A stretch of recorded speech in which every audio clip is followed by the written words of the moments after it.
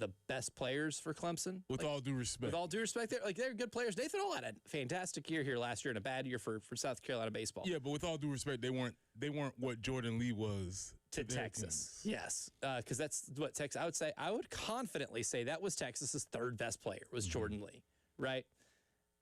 To just take the other team's key rotation piece, the starting shooting guard, somebody who has that big of an impact on that team. What has been maybe one of the best organic rivalries in women's college basketball.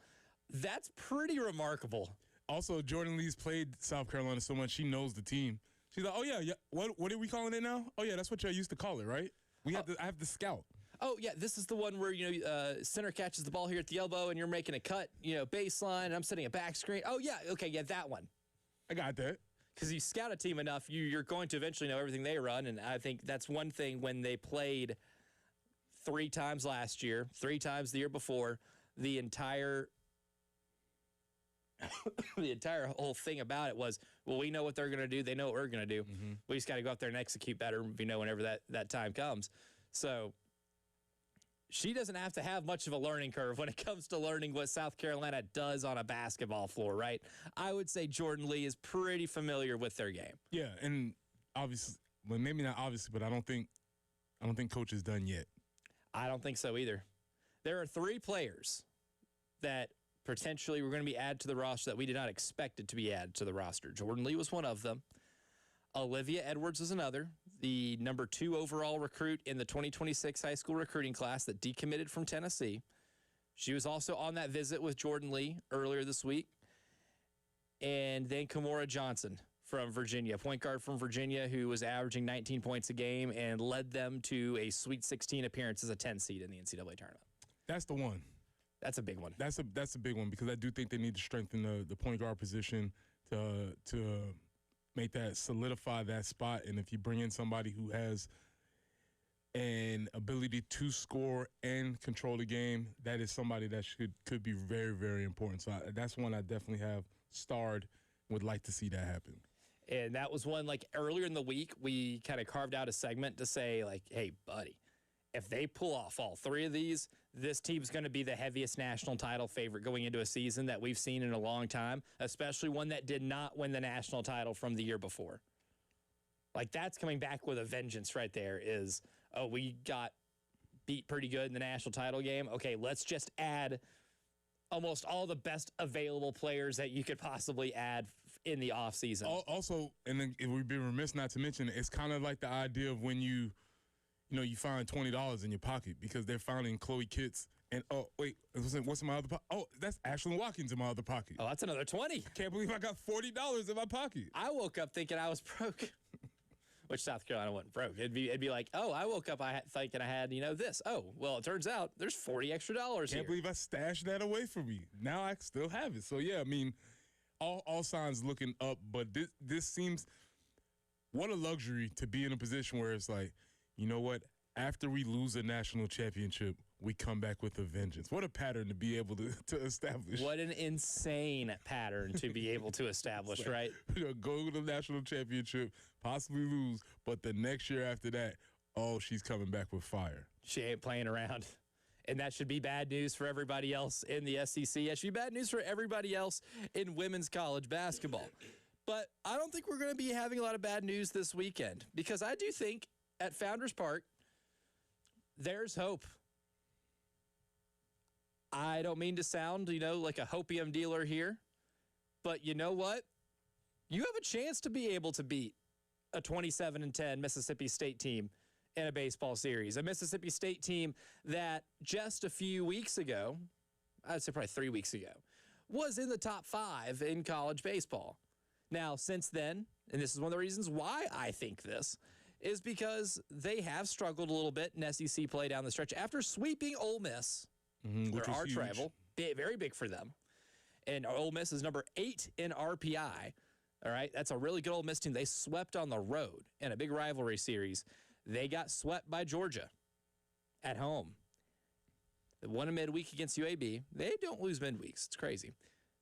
And then they got swept by Tennessee at home. Now, a lot of those were close games, but in the last 2 games against Tennessee, they only scored 4 runs. Now they have to come on the road and play you. And yes, if you look at just the overall record, South Carolina at 19-19, Mississippi State at 27-11 or 27-10 might look like a mismatch. But based on how the teams have played recently, South Carolina avoided the midweek trap that they fallen into at previous points of the season against Davidson. They won that game. They're coming off of a sweep against Missouri. And then in the previous weekend, you played Big Bad Texas, and you lost the series, but you did win the first game in dominant fashion, and then you hung around for 2 games. Honestly, I think you have a really good chance to do something really special here. Again, I don't think they're playing in the NCAA tournament. I have not seen a single tournament projection that includes the Gamecocks of South Carolina. But Preston, maybe it's just the what have you done for me lately in the last 10 games of your season type thing, but if we're playing that game, South Carolina is playing better baseball right now in terms of the wins and losses category. And I think they're going to be able to give Mississippi State a run for their money because I'm so trusting of the pitchers that you're going to have today and tomorrow with Brandon Stone and Ant Phillips. How about this? For the first time in a year and a half, a team is coming in the Founders saying, they're playing good baseball right now. Yeah. I don't think that's been the case for at least a year and a half. I think Coach O'Connor's probably telling his teams, like, hey, look, don't let the record fool you. That's the type of team South Carolina's right now. That's where they are right now. They are on the, hey. Don't play with them. Don't play around this weekend. And that's a good spot. That's not where you want to be. That's not where I don't think the trajectory of this program should be. We should definitely would love to be in the spot where teams are coming in, the Founders, preparing to get swept. That's not where we are. That's not reality right now. But we are in a better space than we were earlier, just a couple of weeks ago, where teams were coming in here trying to put up numbers, 22-6. I will not let that one ride until the end of the season. That's not where we are right now. No, I mean, this is a team, too, that is hitting the ball with more power in South Carolina, right? I mean, you did get more home runs from Will Craddock, Talmadge Lee, Corey, KJ Scobie the other night. And against Missouri, especially in that last game, right? You got 2 home runs from Dawson Harmon. You got a dinger from KJ Scobie, Will Craddock. So in the last couple games, you're seeing this team hit with maybe a little more power. But the pitching, too, is what's going to give you a chance. I think the pitching is you've gotten such good weekend starts, from guys like Brandon Stone and especially Ant Phillips. Again, reminder, Mr. Phillips there struck out 10 and only walked 1, got you 8 innings against Missouri. Now, this Mississippi State team is better than Missouri when it comes to the bats. Missouri was an average team that when it came to hitting in the SEC for hitting for average and on-base percentage, Mississippi State is really good. We're talking top 3 or top 5 in a lot of hitting categories, right? Like on-base percentage, like slugging percentage, and batting average, and home runs. They crush it, right? But if you're able to have a couple of really good starting pitching outings, it's going to give you a chance to win this. And I think we're probably, I can't speak for everybody here, but for myself, I know I am more hopeful that South Carolina is able to put up a really good series against Mississippi State than I definitely was this time last month. Yeah, and that's the biggest thing, is that from this time last month, you were like, I don't think that's going to happen. And now you're like, okay, let's see. It's a possibility. Let's see. Let's line them up and let's see what's going on. So it's definitely a more optimistic spot to be in as a fan for sure.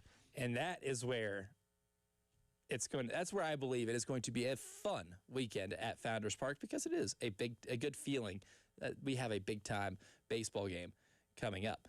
But coming up next, though, Monty Lee did talk about this series a little bit on Carolina Calls. What did Monty Lee have to say about this series, and what is he expecting going into tonight's game and Saturday and Sunday? Well, we'll hear from Coach and what he had to say last night. All of that and more coming up next here in the early game. All my sports. The Game Network. 107.5 The Game in Columbia. 96.9 The Game in Charleston. 100.3 The Game in Myrtle Beach. And 100.5 The Game in Florence.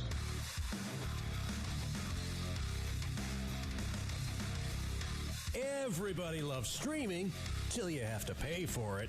Just download the 107.5 The Game app and stream us for free. Broadcasting live from the Herndon Chevrolet studio. Herndon Chevrolet is your hometown dealer. Stop by today or shop online 24/7 at herndonchevy.com. All right, y'all, spring is here. Basketball tournament, gone. Golf tournament, gone. However, summer is on the way, and that means football is almost here, and that means you need to call the folks from Integrated Media to get you set up right now. You can use this spring season. Maybe you can watch the UFL so you can get yourself ready so you can figure out what it is exactly you're going to have to set up for when the big boys come playing in the fall. What does your setup look like? Samsung Ceres TVs, Sonos outdoor speakers, Wi-Fi that works indoors and outdoors, so you can have all your devices playing at the same time without any lag. Your iPad, your laptop, your telephone, all that be working at the same time. From home theater setup to adjusting your thermostat, monitoring your security systems from your cell phone, Integrated Media is who you need to call. So call Nathan and Michael at 803-948-8327. That's 803-948-8327. Or you can reach them online at integratedmediainc.com. At AAA Heating and Air, home comfort is their top priority. Call today to schedule a seasonal maintenance appointment. Let AAA Heating and Air qualified technicians put your mind at ease with a thorough inspection and cleaning of your heating and cooling system. Join their popular AAA Comfort Club to take advantage of extras like flexible visits, added discounts, and priority scheduling. Visit callAAAtoday.com to schedule an appointment. Tell them Preston on the Game sent you. AAA Air when you need us. AAA Heating and Air. Looking for a truck dealership that treats you like family? Come to Herndon Chevrolet, your truck headquarters, proudly serving Lexington and the Midlands for over 50 years. Whether you're after a brand new Silverado, a tough pre-owned truck, or expert service, you'll find it all right here with a huge selection and the best truck deals around. There's no better place to shop. Visit HerndonChevy.com or stop by today. Herndon Chevrolet, Herndon makes you wanna smile. Attention music fans, the 3rd annual Meeting Street Music Fest is happening April 17th and 18th in West Columbia. This award-winning 2-day festival features 11 incredible bands, including national headliner Sugar Ray, plus amazing food, drinks, and fun, and it's completely free. Join us Friday from 6 to 8 at the West Columbia Amphitheater and Saturday from 3 to 9 along Meeting Street. Make it a weekend getaway and experience one of the Southeast's fastest-growing music festivals. Learn more at meetingstreetmusicfest.com. That's meetingstreetmusicfest.com. Vista Roofing, your local CertainTeed Select Shingle Master. Looking for a roof that's built to last? Trust the certified experts at Vista Roofing for professional installation, top-tier materials, and peace of mind backed by industry-leading warranties. From repairs to full replacements, Vista Roofing delivers durable results and exceptional service. Call now or visit VistaRoofingINC.com to schedule your free estimate. Vista Roofing, raising the standard one shingle at a time. Hey guys, it's Jay Phillips for the Men's Clinic. You're not feeling like yourself as you get older? You're wondering why? Don't wait for it to change or go away. Instead, see Dr. Dan Balknight and his team at the Men's Clinic. You'll have a one-on-one consultation that gets to the root of the issues and gets you back to feeling like you used to. No such thing as a one-size-fits-all treatment at the Men's Clinic. Call them up for a free consultation, 803-875-MENS, and learn more online at themensclinicsc.com. Hey, this is Ray and Nathan with Pope Davis Tire and Automotive. Last year's Technician Bikini Car Wash was a huge success. But, unfortunately, Grease Lightning and Piston Pete left us for jobs at the club. Don't worry, if you are feeling hot, we can still cool you down. By fixing your car's AC for 30% less than the dealership charges. And we have an $80 rebate on any set of Michelin or BF Goodrich tires until May 23rd. Cool down online at PopeDavisTire.com. It's the Game Network Traffic Report from the Schroeder's Towing Traffic Center. Broken down and need a tow or even free signage for your lot? Dial pound 250 and use keyword tow truck today. This is Cale Wilson giving you guys your first traffic report of the morning.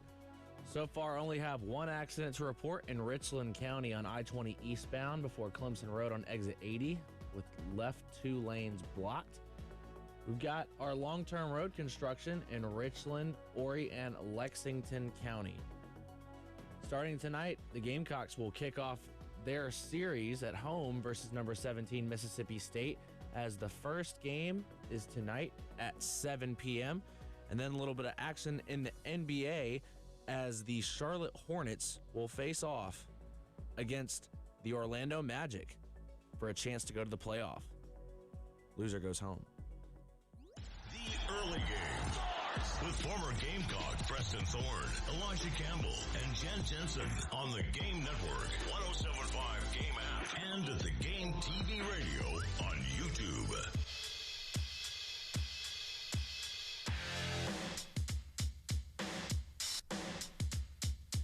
Oh, it's a big weekend over at Founders. And given the season you've had the last 2 years, I don't know if we could say that many times where it should be an exciting series against a ranked opponent. Now, again, the Mississippi State team overall this year that is coming into Founders, pretty good. Top 25 in RPI, top 25 in the country. They're 27-10 overall, but they're only 5-3 on the road. And they've been swept in their last 2 series. Now, one of those was at home against the number 5 team in the country in Georgia. And then you have a series sweep against Tennessee. Both of those happened to them at home. So this is a team that, about as much as a team that's 27-10 is, can be reeling, they kind of are. So there's a chance, right? But what does the South Carolina team have to do to be able to pull this thing off? We know they've pitched really well as of late, especially Brandon Stone and Amp Phillips have given you a lot on the mound, and I think that's going to give you a chance. But I think we also are all in agreement here, too, that you're going to have to hit the ball a whole lot better going into this series. But Monty Lee spoke last night on Carolina Calls talking about this, and you have a big opportunity here at home. And before we even get into all the hitting stuff and all of the minutia when it comes to plate approach and consistency, Monty did talk about just taking advantage of this homestand. This will be cut number 3, Cale. Here's Monty about this home series.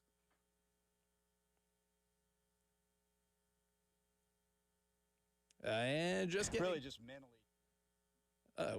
just mentally just trying to, share that with the team and just, hey, we get to sleep in our own beds. We've got, 8, 9 games, whatever it is, here at home in a row, and just to use it to our advantage and just really just try to get them in the right frame of mind around that. I think that's the key. We're coming off of a road sweep. That's a good thing. One in the middle of the week. That's a good thing. We get to stay at home. Let's just continue to do good things right here at home and make sure they believe that it's an advantage. I think that's the biggest thing, right? It's just making sure that they understand, hey, this is an advantage for us, and let's make the most of it.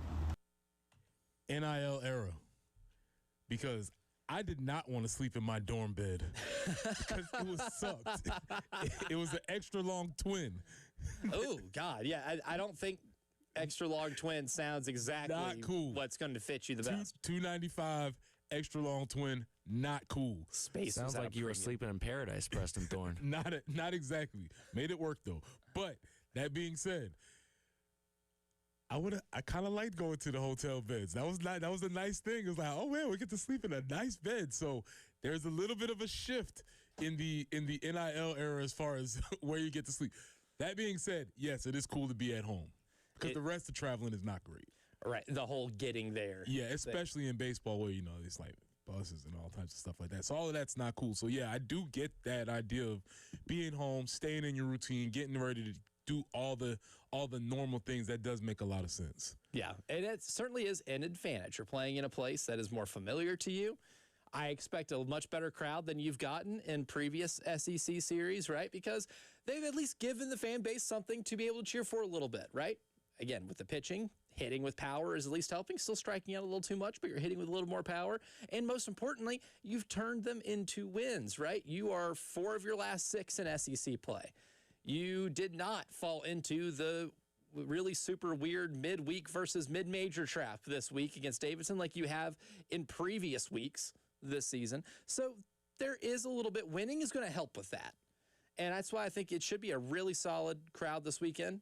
I have not looked at the forecast for the weekend in a couple days, so things can definitely change, but I'm expecting it to be a nice weekend. I don't think I've seen anything else to the contrary, especially if we've had days we've had the last couple days. Yes. But the big thing here, I think if we're just talking the baseball aspect of this, Preston Thorne, hitting is going to be a must. This is a really good pitching staff in Mississippi State. They strike out a lot of folks. They're really good at keeping runs off the board. And if you just look at some of the scores in the games in which they have lost, one of the Georgia losses was 3-1.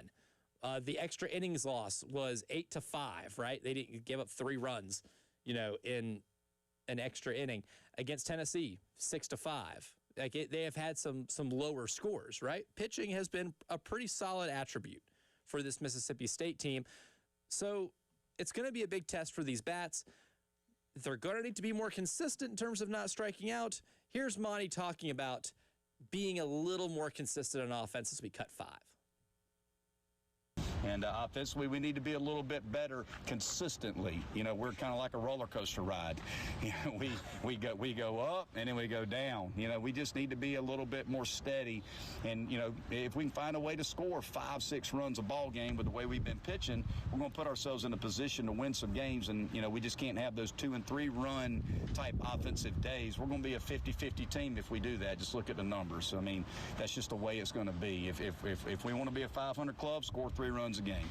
If we want to be better than that, start getting in that 5-6 number, and we're going to give ourselves a chance to win if we keep pitching the way that we've been pitching. And if you just look at the scores again from Mississippi State in the last 2 weekend series against SEC opponents in which they have been swept, that 5-6 number gives you a really good chance to win at bare minimum. Again, I think Monty just this is not a endorsement. It's not advocacy. But when I hear Monty talk about the game, he has an ability to make it very plain. Mm-hmm. Hey, listen, you score 2 or 3 runs, we might win, but it might not. 50-50. We'll see. Old Jeff Fisher. Oh, yeah. You're Jeff Fishering this thing. You're on that 8-8. You know what I'm saying? It might happen, it might not. The early game celebrates Jeff Fisher Day on August 8th every year. Be there. But we don't do 7-9. No, we don't do July 9th. We do 8-8. Also said, hey, you want to win? You score 5 or 6 runs. And to me, that's just making the game very plain and very clear so that there's no mystery as to why we win or we lose. Now, the up and down about the offense is the strikeouts. Mm-hmm. That's to me, that's simply where it is. Because you said the power is coming along. They're hitting home runs. They're starting to get some juice. But if you look at those home runs, they're solo home runs because nobody's on base because you struck out. And that's where you're gonna have to. That's where I think this weekend is gonna see. But obviously, it's kind of a strength against a weakness. You're going against a team that strikes a lot of people out, and you strike out. So that's gonna be something that we'll have to keep our eye on. Yeah. So just consistently putting the bat on the ball gonna be really important.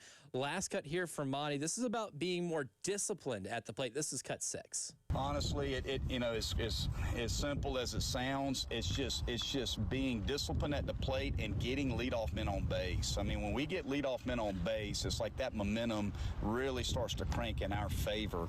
And you just look at this team has been so momentum driven. Just look at the first inning on Tuesday, right? I mean, we scored 5 runs right there in the first.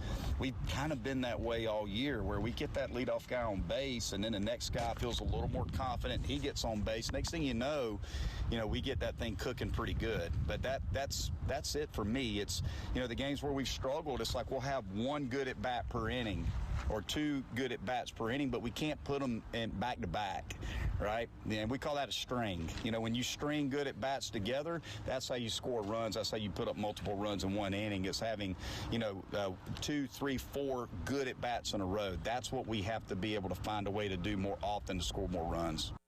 Got to string them together. Have more than 1 good at bat inning. Sounds pretty self-explanatory to me. But finding ways to be able to get hits too when there are 2 outs, even if there is nobody on, to at least give yourself a chance to be able to knock some more runs home, pretty important. And I think it's one thing that Monty is looking at too. And I think I certainly agree. A lot of games where you do have low scoring totals, the strikeouts are high. And oftentimes it does start with a bad first at bat or 2 in the inning. So I don't know if that just makes it to where that is a more of an improvement point that you need to hit on, or if that is,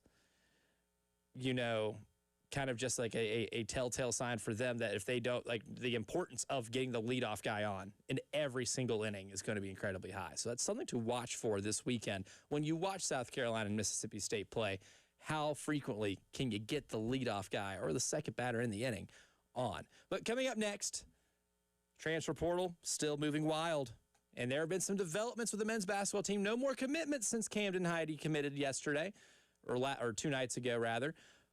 Who is coming into campus that can be a big difference maker? Because there are 2 that I think can absolutely make a difference if they are to commit. I'll tell you who they are coming up next.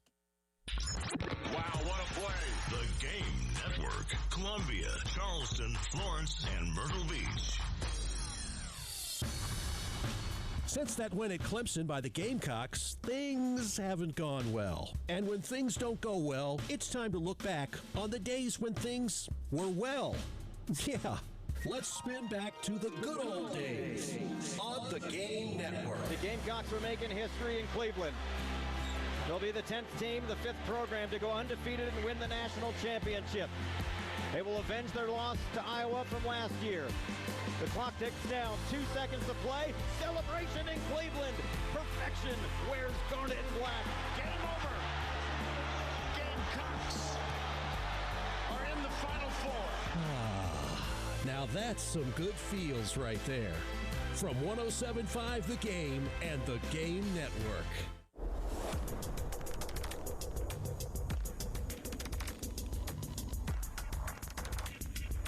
Now, for the longest time, the only way that you could call in to the game was 803-404-6100. You can still do that to call in, but we have another way that you can call in too. Just call pound 250. And for the kids out there, the pound sign, that's the hashtag symbol. Sometimes I need a reminder of that because sometimes I forget that's what the pound sign is. So pound 250, press that, and then just say the keywords, the game, and you'll be quickly connected to our AAA heating and air phone lines. It's pretty cool. Just another way that you can call in to our station from 6A to 6P and be able to talk to your favorite shows and be able to chime in the same way you have forever, right? 803-404-6100 is still the same number, but you can also give pound 250 a try and just say the keywords, the game. Sponsored by AutoZone. Starting stronger starts at AutoZone, where they've got battery solutions in the form of free battery testing, free battery charging and replacement, batteries that fit your needs. That's what makes them America's #1 battery destination. Get in the zone. AutoZone. The future stars of the PGA Tour are coming to Columbia. The Colonial Life Charity Classic is bringing championship golf to the Wood Creek Club May 14th through 17th. Be there to experience the intensity up close as tomorrow's champions battle it out on every hole. Bring the family and take in the tournament atmosphere, excitement, and a full week of entertainment built for all ages. Don't miss your chance to witness the journey to the top. The Colonial Life Charity Classic. Get your tickets now. I'm Jason Reynolds. You may wonder if you're better off hiring a big corporate law firm with hundreds of lawyers, or should you go local? I'm Stephen Samuels. With the Samuels Reynolds Law Firm, you get me, or Jason, or Michael, or David. You have your own lawyer who can go toe-to-toe with anybody from big law to big insurance. Here's how you know. Call 803-779-4000. You won't get a robot. You'll get Abby or Andrea or one of our other wonderful people taking your call. Samuels Reynolds. True injuries, true lawyers. Hendrick. Why shop for a Chevy or GMC the way you always have when there's a better way? Shop the nation's #1 dealer group, Hendrick Chevrolet and Hendrick GMC. Thousands of car buyers across Columbia have switched to Hendrick for a larger selection, better pricing, and an easier buying experience. Plus, buy now but make no payments for 3 months. You don't have to shop the old way anymore. Experience the Hendrick difference. With approved credit, see dealer for details. Running a business means wearing multiple hats. So if you're like me, you probably started out using your personal phone, taking client calls and texts nonstop. As my business grew, I needed something smarter. That's when I switched to Quo, the #1 business phone system. Quo works right on your phone or computer. No carrying 2 phones, no clunky landline, just one easy app you can try for free. Your team can share one number and handle calls and texts together like a shared inbox. Any teammate can jump into the conversation, so customers get faster responses. And Quo's AI assistant summarizes your calls and responds to customers 24/7, so you never miss a lead or opportunity. All this starts at just $15 a month. That's basically 2 coffees. You can even keep your current business phone number. Find out why 90,000 businesses trust Quo. No missed calls, No missed customers. Try Quo for free at quo.com/sports. That's quo.com/sports to try Quo free. QUO.com/SPORTS. Powered by Integrated Media. The Game TV. Sponsored by Shepherd's Glass. For auto, home, and commercial glass. ShepherdsGlass.com. In Chapin and West Columbia. The Game TV. Sponsored by Shepherd's Glass. Shepherd's Glass.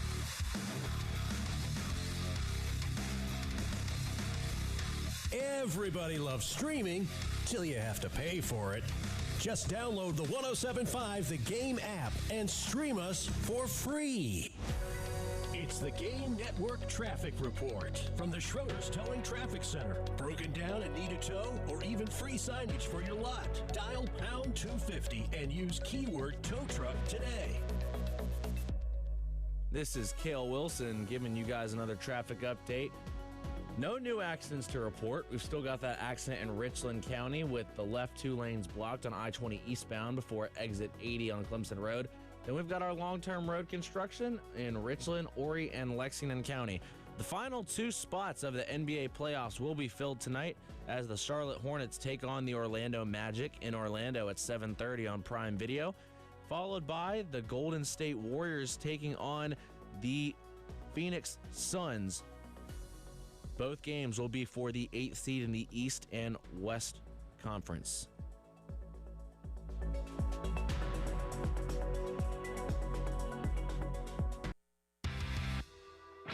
The Early Game. With former Gamecock Preston Thorne, Elijah Campbell, and Jen Jensen. On the Game Network, 107.5 Game app, and the Game TV radio on YouTube.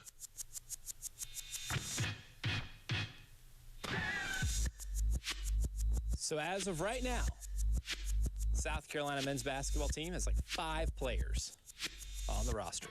It's enough to field a team. You can technically field a team. Now, you just can't make any substitutions, and you better hope nobody gets in foul trouble. But they're not going to finish with 5 players. I feel confident with not finishing with 5 players.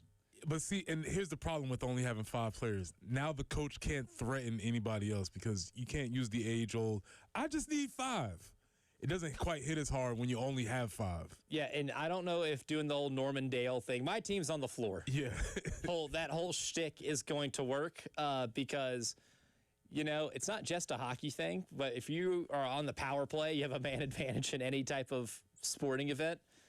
Over the course of an entire game, probably won't work out really well. Yeah. But they're going to have more than 5 players. We're just being silly here on a Friday here in the early game, but there are a couple players that have been reportedly scheduled visits with South Carolina that I think would be really big additions. That would really get me intrigued if they were to land both of these guys. Because what are some of the things that this team has been missing? Point guard, bucket getter, big man, right? I think those are maybe some really good foundational things for your basketball team. And reportedly, Cruz Davis, a guard from Hofstra, and Anton Bonke, center from Charlotte, have some interest in South Carolina, scheduling visits. Now, to look at both of those players, we'll go ahead and take a look first at Cruz Davis, who was the CAA Player of the Year. Okay. So was a Conference Player of the Year. You have my attention. Scored 20 points per game last year, Preston Thorne. Dished out 5 assists per game. Played in a very high percentage of his team's minutes. I want to say he played in 95% of his team's minutes.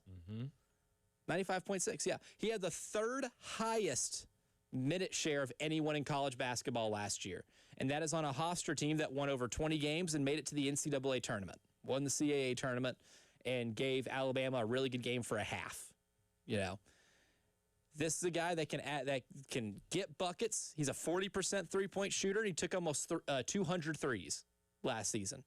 So he can shoot it. He can let it fly.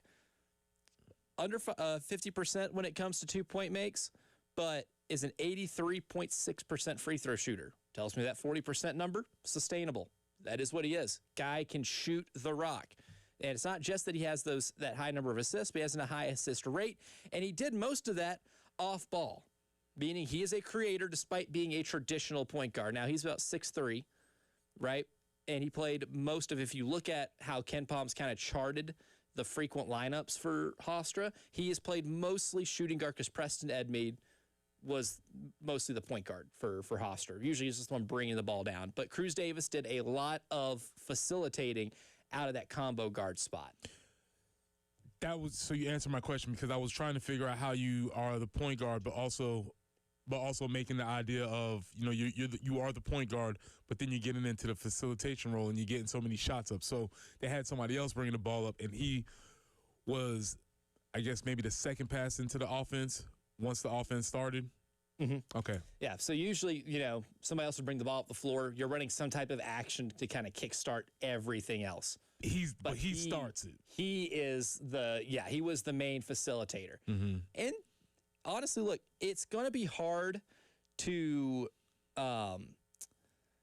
play without maybe like a traditional point guard, but it can be done, right? I know that they did that with Michi over the course of the year. By the end of the season, Michi was kind of in a similar role. He might not have been the guy bringing the ball up the floor, but he's the one that's usually doing the ball handling on most of the actions that are designed to try to score, right? And he was in positions to either score or facilitate. Cruz Davis, in that same mold right there. But I like what that kid did a lot. And that was a Hofstra team that played in a really competitive league, and they kind of struggled a little bit for like a 2-week stretch from mid-January to late January, where they end up losing 5 straight conference games. But since then, they only lost 1 game and then ran through the CAA tournament, made it to the NCAA tournament. A lot of that off the back of Cruz Davis. We'd be very excited to have him on the team. But the second one is the size, right? 7-footers are kind of at a premium, especially 7-footers that can play are at a premium here in the transfer portal. Especially 7-footers who can play like a 7-footer. That play inside, right? Yes. Anton Bonke is one of those guys. And not only can Anton Bonke play inside, this is a guy that at Charlotte was scoring 10 points a game, grabbing 8 rebounds, dishing out an assist per game.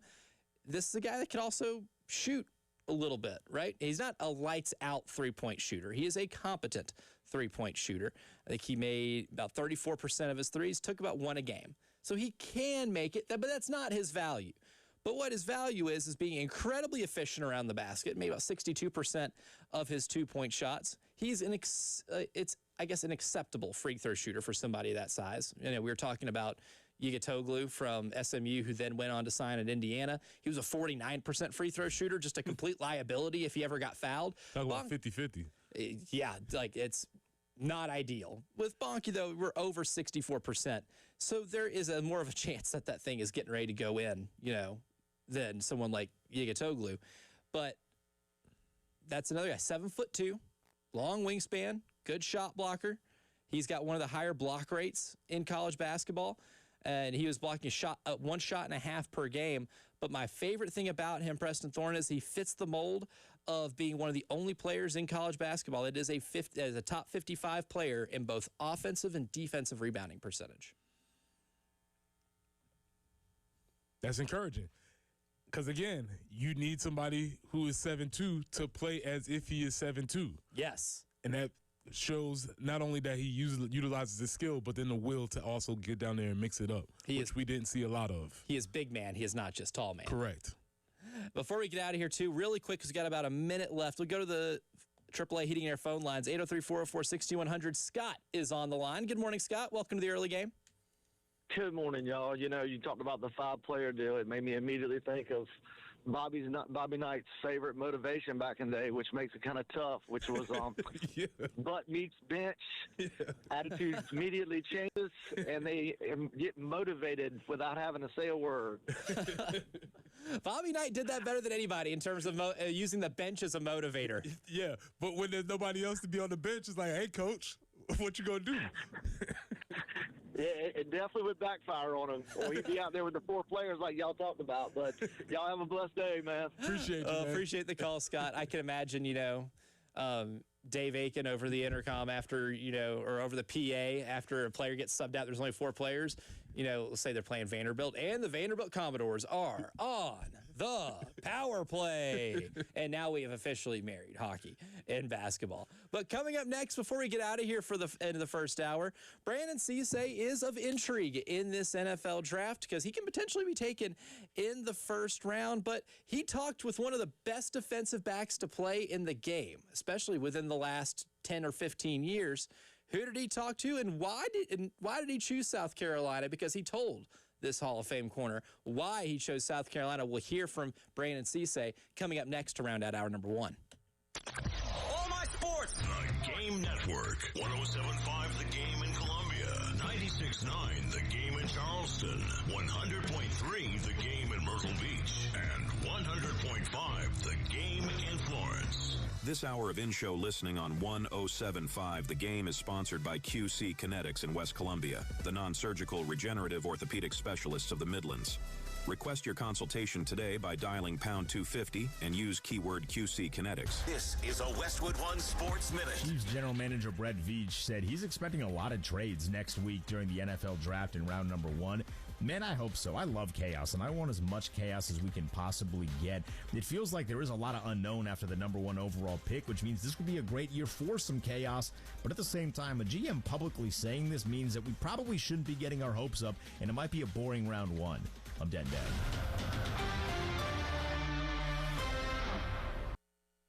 Get in the zone, AutoZone. Annie's first oil change wasn't as hard as she thought because she went to AutoZone, where a friendly AutoZoner helped her find the right oil and save on an oil filter. He explained the job and showed her free how-tos on AutoZone.com. When she was done, AutoZone recycled her old oil for free. No hassles, just help. Everything you need, nothing you don't.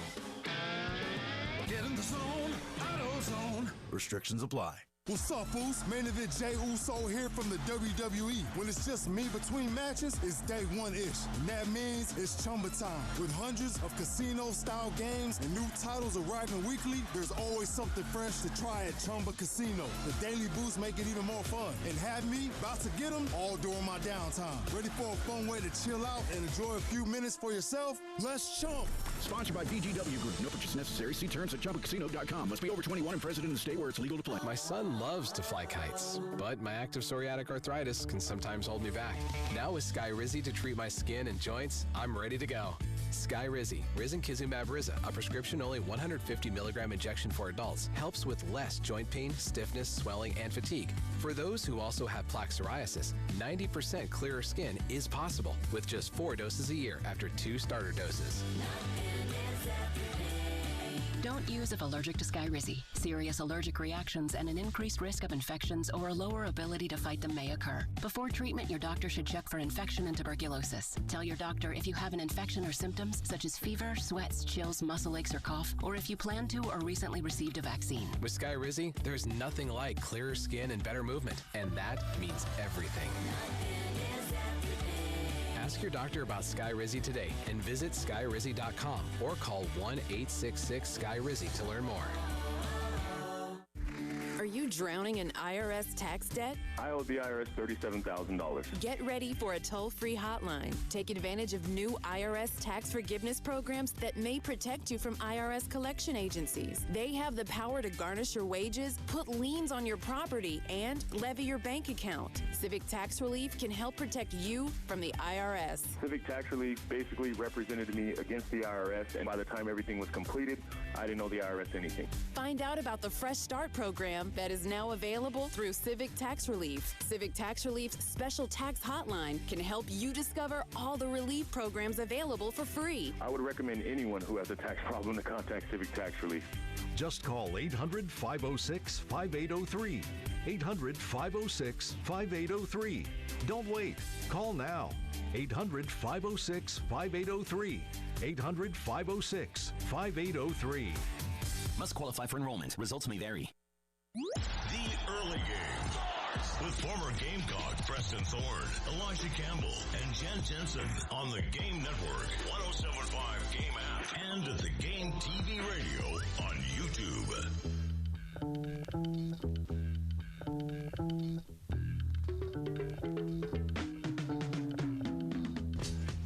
This time next week, we'll be reacting to the first round of the NFL draft. And locally, the big story will be whether or not Brandon Cisse gets taken in the first round. Now, throughout the course of the last couple months, his projected slot has kind of varied a little bit from late first round to early second round. That's kind of the range, right? But we'll be keeping tabs on whether or not Mr. Cisse now joins a long lineage of defensive backs for South Carolina who are taken in the first round of the NFL draft. Really excited to see what his career has in store for him. But he got to talk with Richard Sherman on Richard Sherman's podcast. And he talked about a variety of things, his college career, the knocks that, certain scouts have had on him, when it comes to the draft evaluation process, which is always the time where every player in their career is going to be looked at under a microscope the most. But one thing that was fascinating, okay, this will be cut 4 from yesterday's list. This is Brandon Cisse talking with Richard Sherman, and he elaborated a little bit as to why he chose South Carolina to begin with. So the defensive coordinator, Tony Gibson, he was like he was going to take the Marshall head coaching job. So he took the Marshall head coaching job and took the whole support staff, like the GAs and everybody with him. So it was like, dang, they full-time coaches now.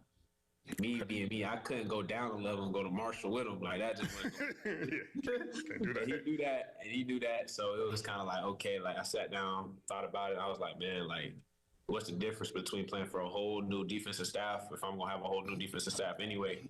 And why not do it in the best conference in America, which I believe is SEC? So then Coach Clayton White, he called me. He was like, hey, man, like, you want to come back home? And I was like, nah, y'all ain't recruit me out of high school, but. You over there bluffing. Knowing I wanted to come back. Knowing he wanted to come back. The old playing hard to get. Oh, it works in football the same way it does in the dating world. Brandon Cisse played hard to get. He said, you guys didn't want me to begin with, but deep down inside, he wanted to come back. Yeah, you got to play it cool. Like, I don't know. I got to really think about this coach. And he's like, yes. Hangs up the phone, and he's like, oh, my God, calling parents and stuff. South Carolina called me. I get to come back home.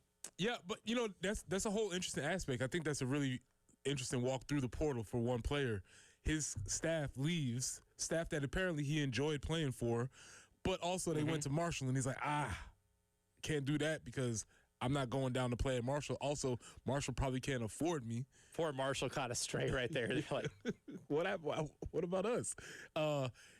So that he has to make another choice. He has to make another decision. I'm sure he had a lot of folks calling him. And so that second level connections of being able to get in contact with him, make the pitch, have something to sell to them, and make them want to come, that is a very interesting aspect, just a peek into the modern recruiting world.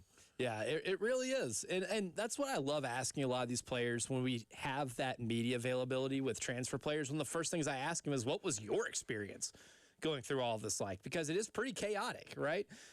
Spots fill up fast at desirable places.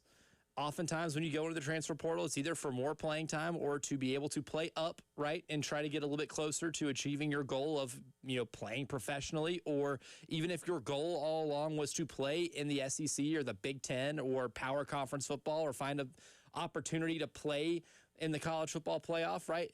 Different players have different goals, and the transfer portal provides an opportunity to be able to reach those if you so choose, but they all happen really quickly. Spots fill up fast. You have to schedule meetings fast. You have to schedule visits fast.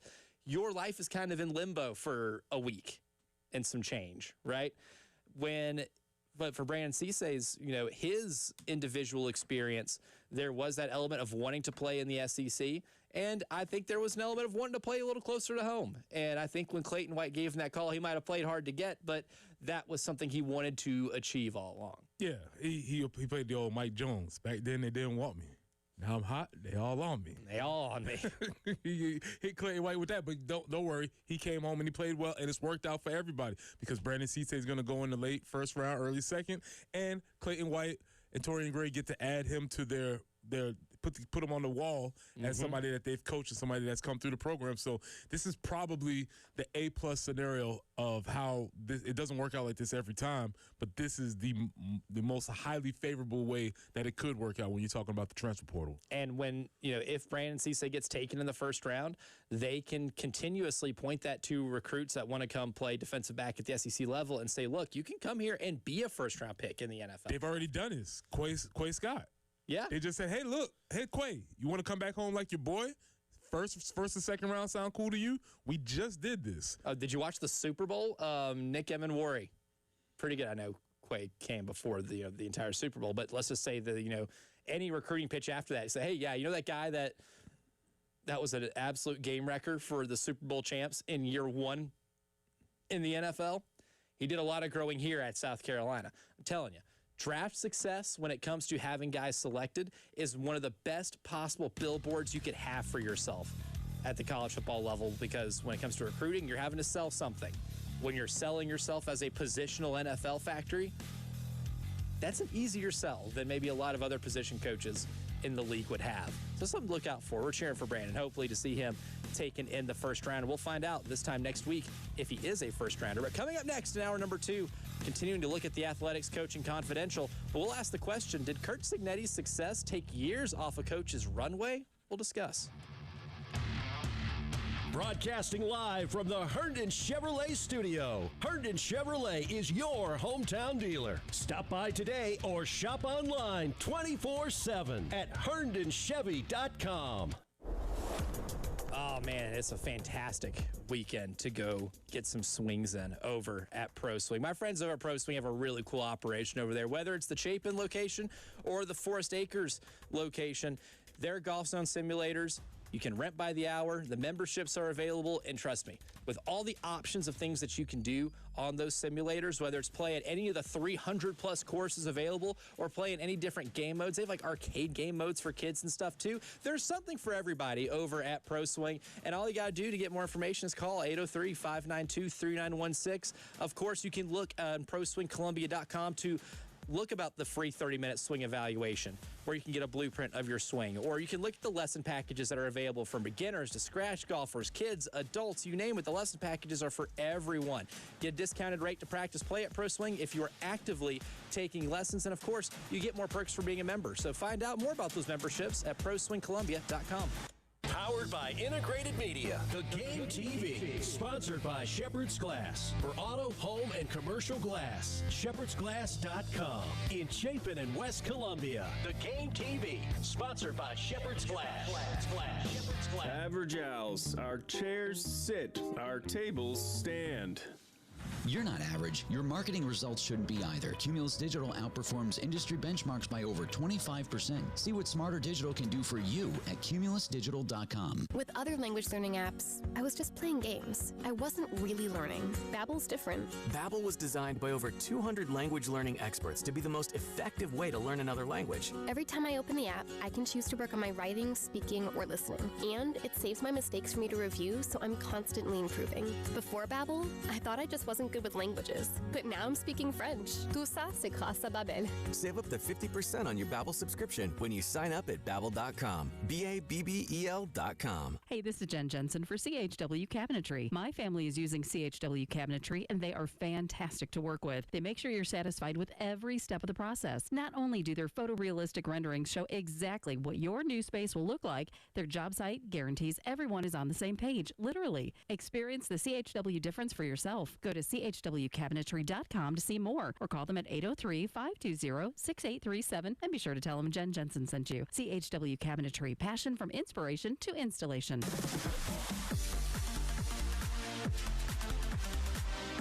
Hate paying for streaming? Well, the 107.5 The Game app is free. Yes, free. Just download the 107.5 The Game app. Hello, I'm Kevin Jameson, volunteer and president of the Dementia Society of America. Please request our free guide filled with facts about dementia. Go to 1-800-DEMENTIA.org or call 1-800-DEMENTIA. Thank you.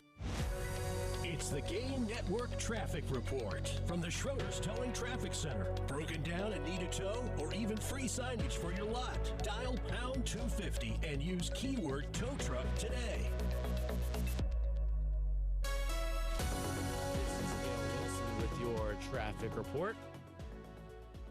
So that accident in Richland County is being cleaned up.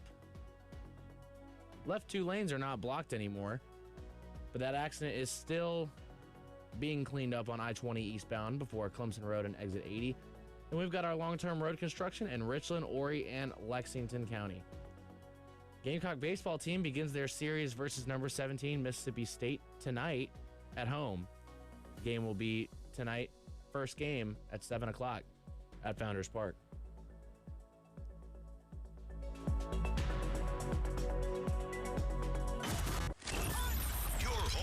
Gamecocks, 107.5 The Game, WNKT Eastover, Columbia, a Cumulus media station. The Early Game starts with former Gamecock Preston Thorne, Elijah Campbell, and Jen Jensen on the Game Network, 107.5 Game app, and at the Game TV radio on YouTube.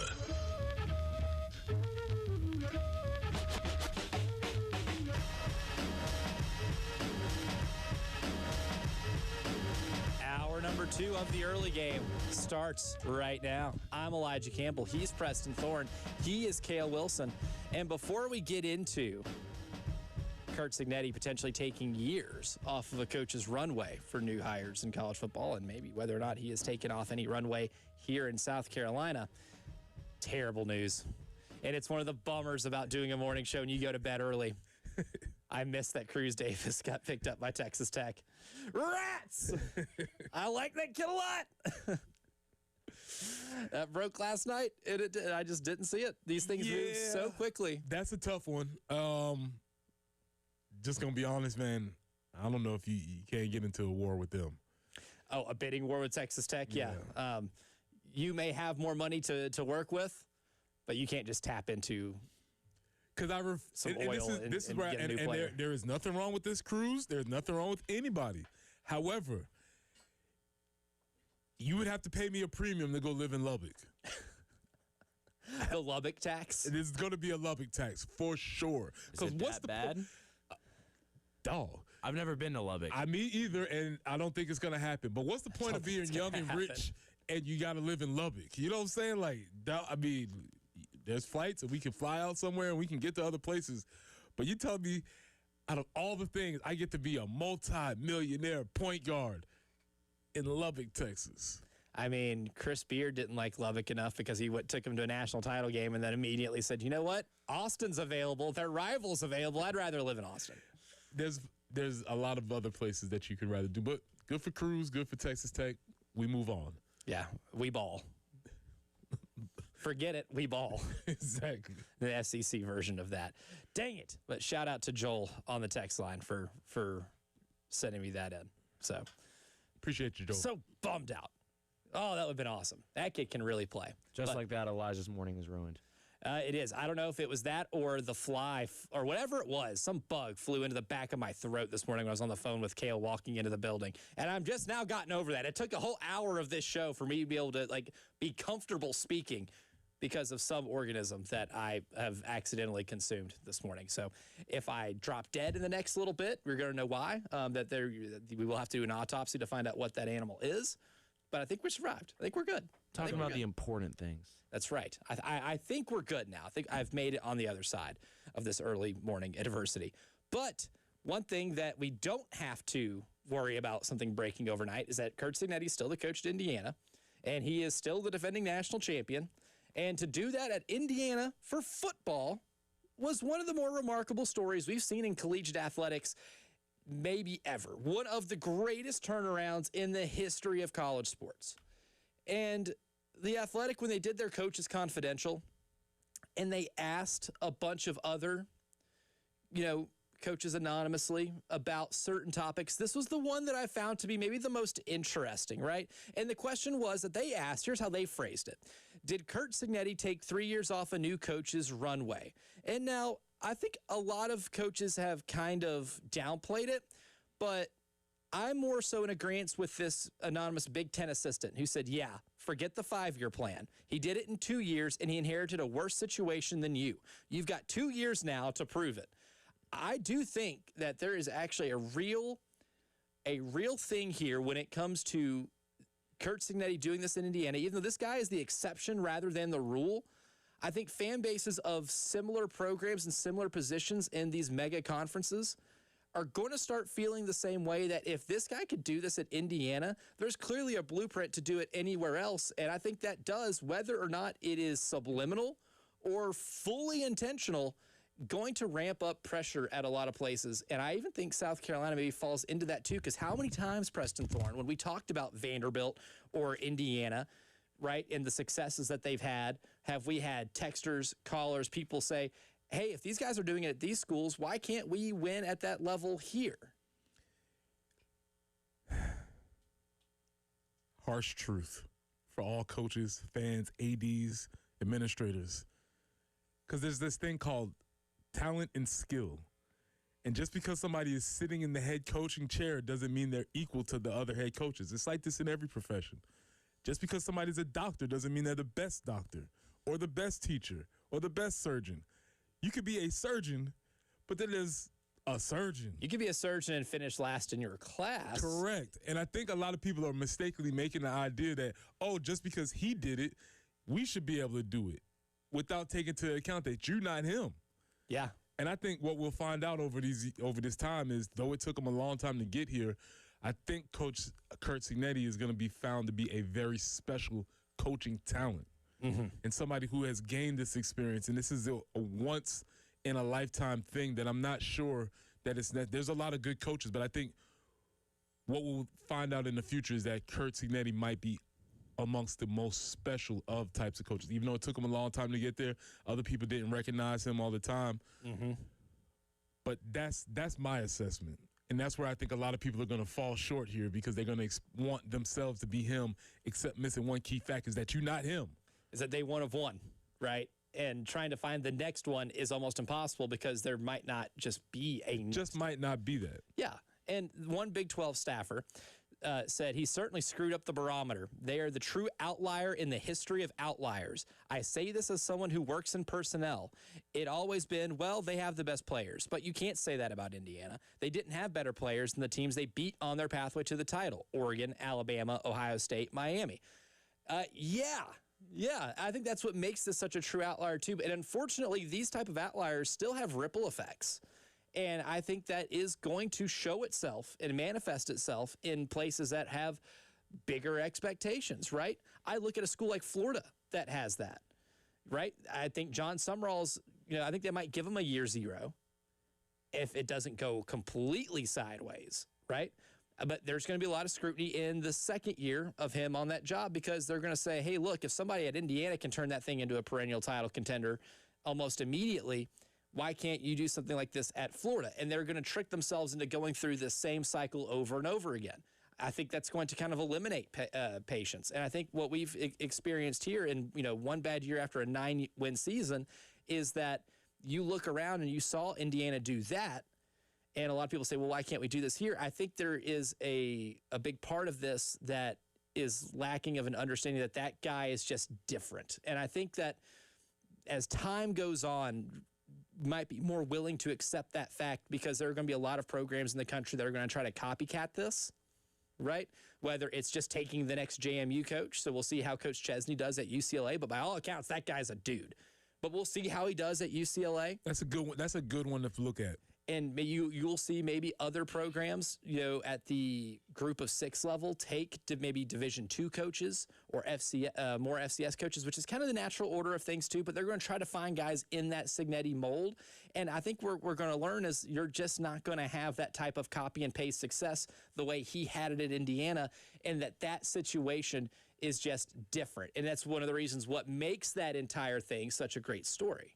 Yeah, because you're not going to have the whole story behind him. You're not going to have him being an assistant for Saban, him growing up with his dad as a coach, him taking over a lower-level job, him having the age and experience to be able to deal with this new age of college athletics, him being just a one-of-one. Google me. That's kind of like a one dude. Irreplicable swagger. Yeah, I mean, I don't know if that exists, but Bob Chesney is a good one to maybe keep an eye on, because I think it's undeniable that he can coach at every single level. He's won at every level. Yeah. And if he does it at UCLA, that'll be very, very interesting.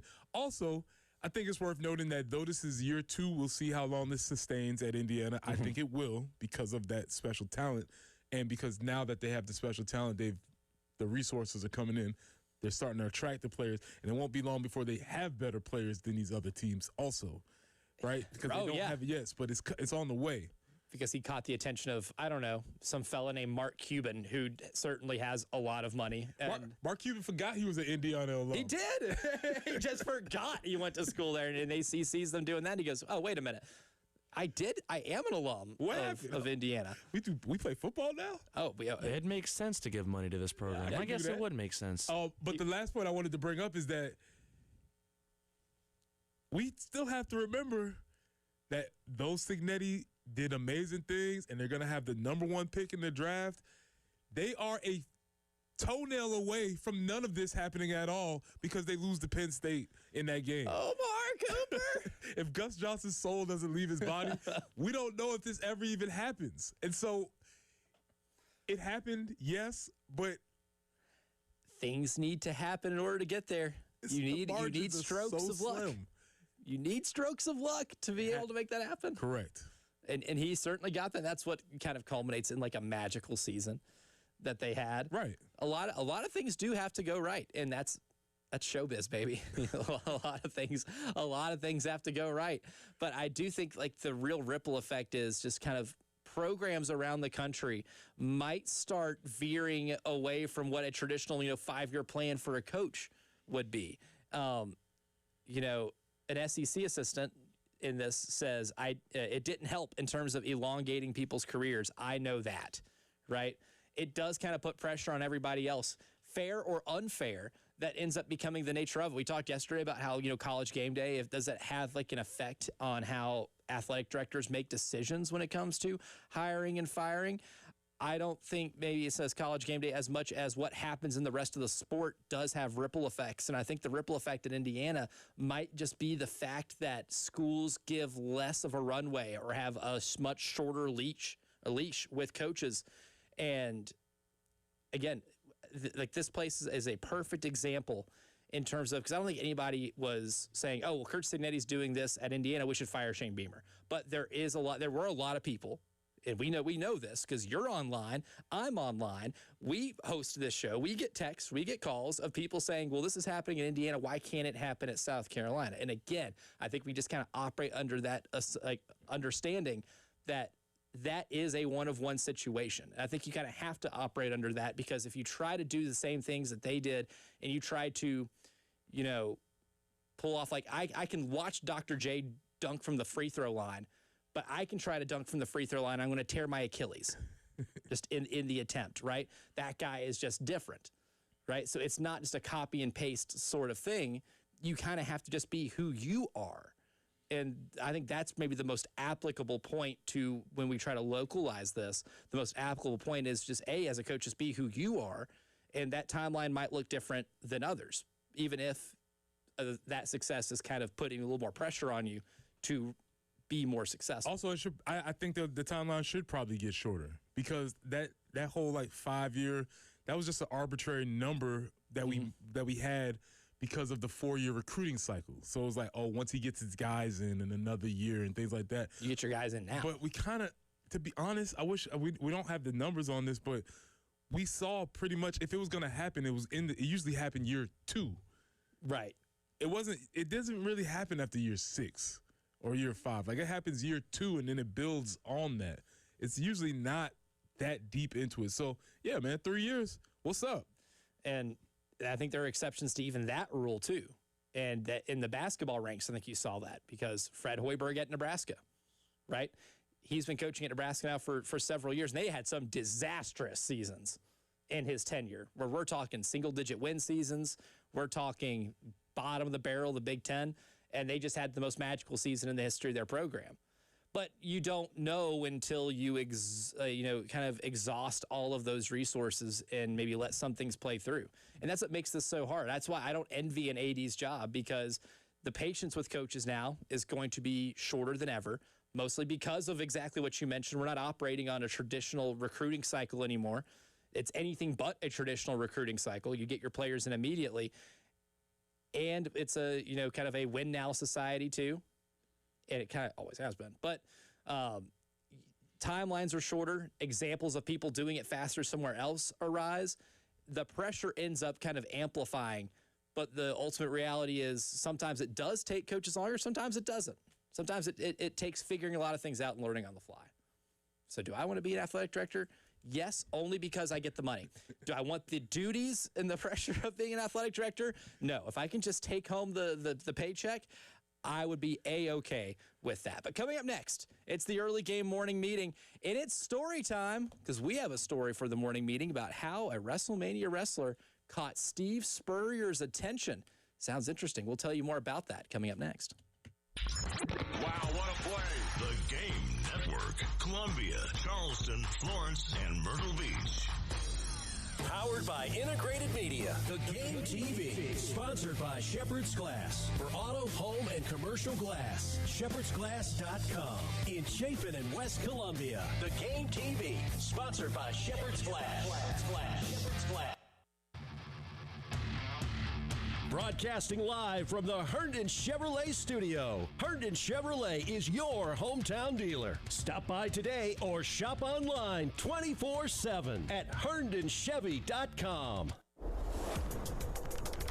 Tax issues. Certain IRS maze issues kind of have you feeling down in the dumps and it's being overwhelming. That type of stress is overwhelming. And a lot of times it feels like there is no way out, or that maybe you're lacking in resources. But I've got a resource for you that so many different families and businesses across South Carolina have used, and that's the Ecton Law Firm. John Ecton and his team at the Ecton Law Firm will set up a free consultation with you at 803-771-9800.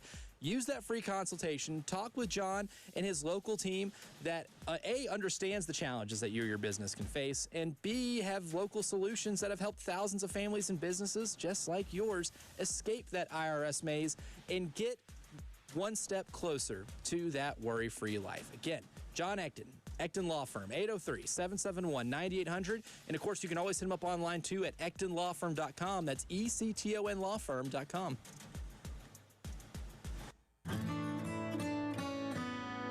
It's the first day of the first grade, and she found a new best friend. It's a laid-back Sunday afternoon you wish would never end. The homemade taste of Bluebell and good friends gathered round. The good old days are being made right now. Introducing Bluebell Pro, a dessert with up to 12 grams of protein and 110 calories or less per serving. Low fat, no added sugars, and gluten-free. Dig into a pint. It's more than just protein. It's Bluebell Pro.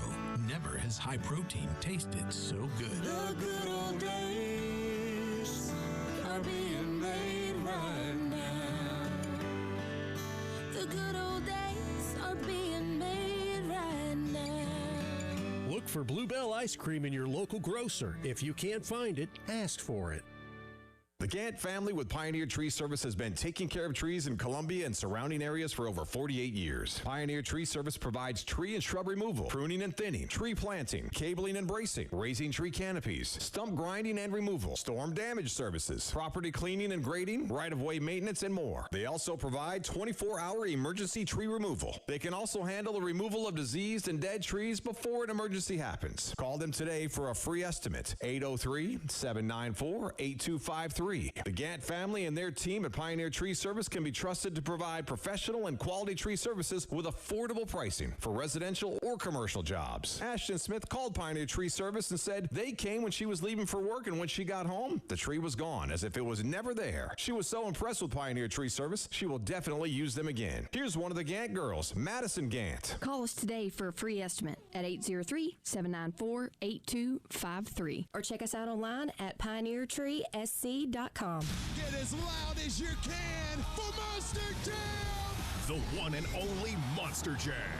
packed with stunts, smiles, and jaw-dropping skills. See the world's best drivers tear up the dirt in your favorite Monster Jam trucks, like Gravedigger, El Toro Loco, Sparkle Smash, and more. Only at Monster Jam. Coming to Colonial Life Arena this weekend. Brought to you by Big 80 Tires and Texas Roadhouse. Lock in your seats today at monsterjam.com. Springtime is a great time for a new car, and State Credit Union is a great place to finance that new car. With rates as low as 4.25% APR and up to 90 days with no payment, you can drive what you love and keep some money in your pocket. Visit State Credit Union's website for details and to find a location near you. SCSCU.com. Visit one of State Credit Union's 8 Midlands branches today. Terms and conditions apply. Equal housing lender, federally insured by the NCUA. It's the Game Network Traffic Report from the Schroeder's Towing Traffic Center. Broken down and need a tow or even free signage for your lot? Dial pound 250 and use keyword tow truck today. Checking in here on the traffic, I'm Cale Wilson. We've got our long-term road construction in Richland, Horry, and Lexington County. And then we have traffic flowing freely in Richland County on I-26 eastbound between Lake Murray Boulevard, exit 102, and I-20 exit 107B. Seems like that accident was cleared up, so no accidents to report right now. The Atlanta Braves begin a series with the rival Philadelphia Phillies tonight at 6:40. The Braves are the only team in the MLB that have not lost a series yet this season. Can they keep that going this weekend? The Early Game. With former Gamecocks Preston Thorne, Elijah Campbell, and Jen Jensen. On the Game Network, 107.5 Game app, and the Game TV radio on YouTube.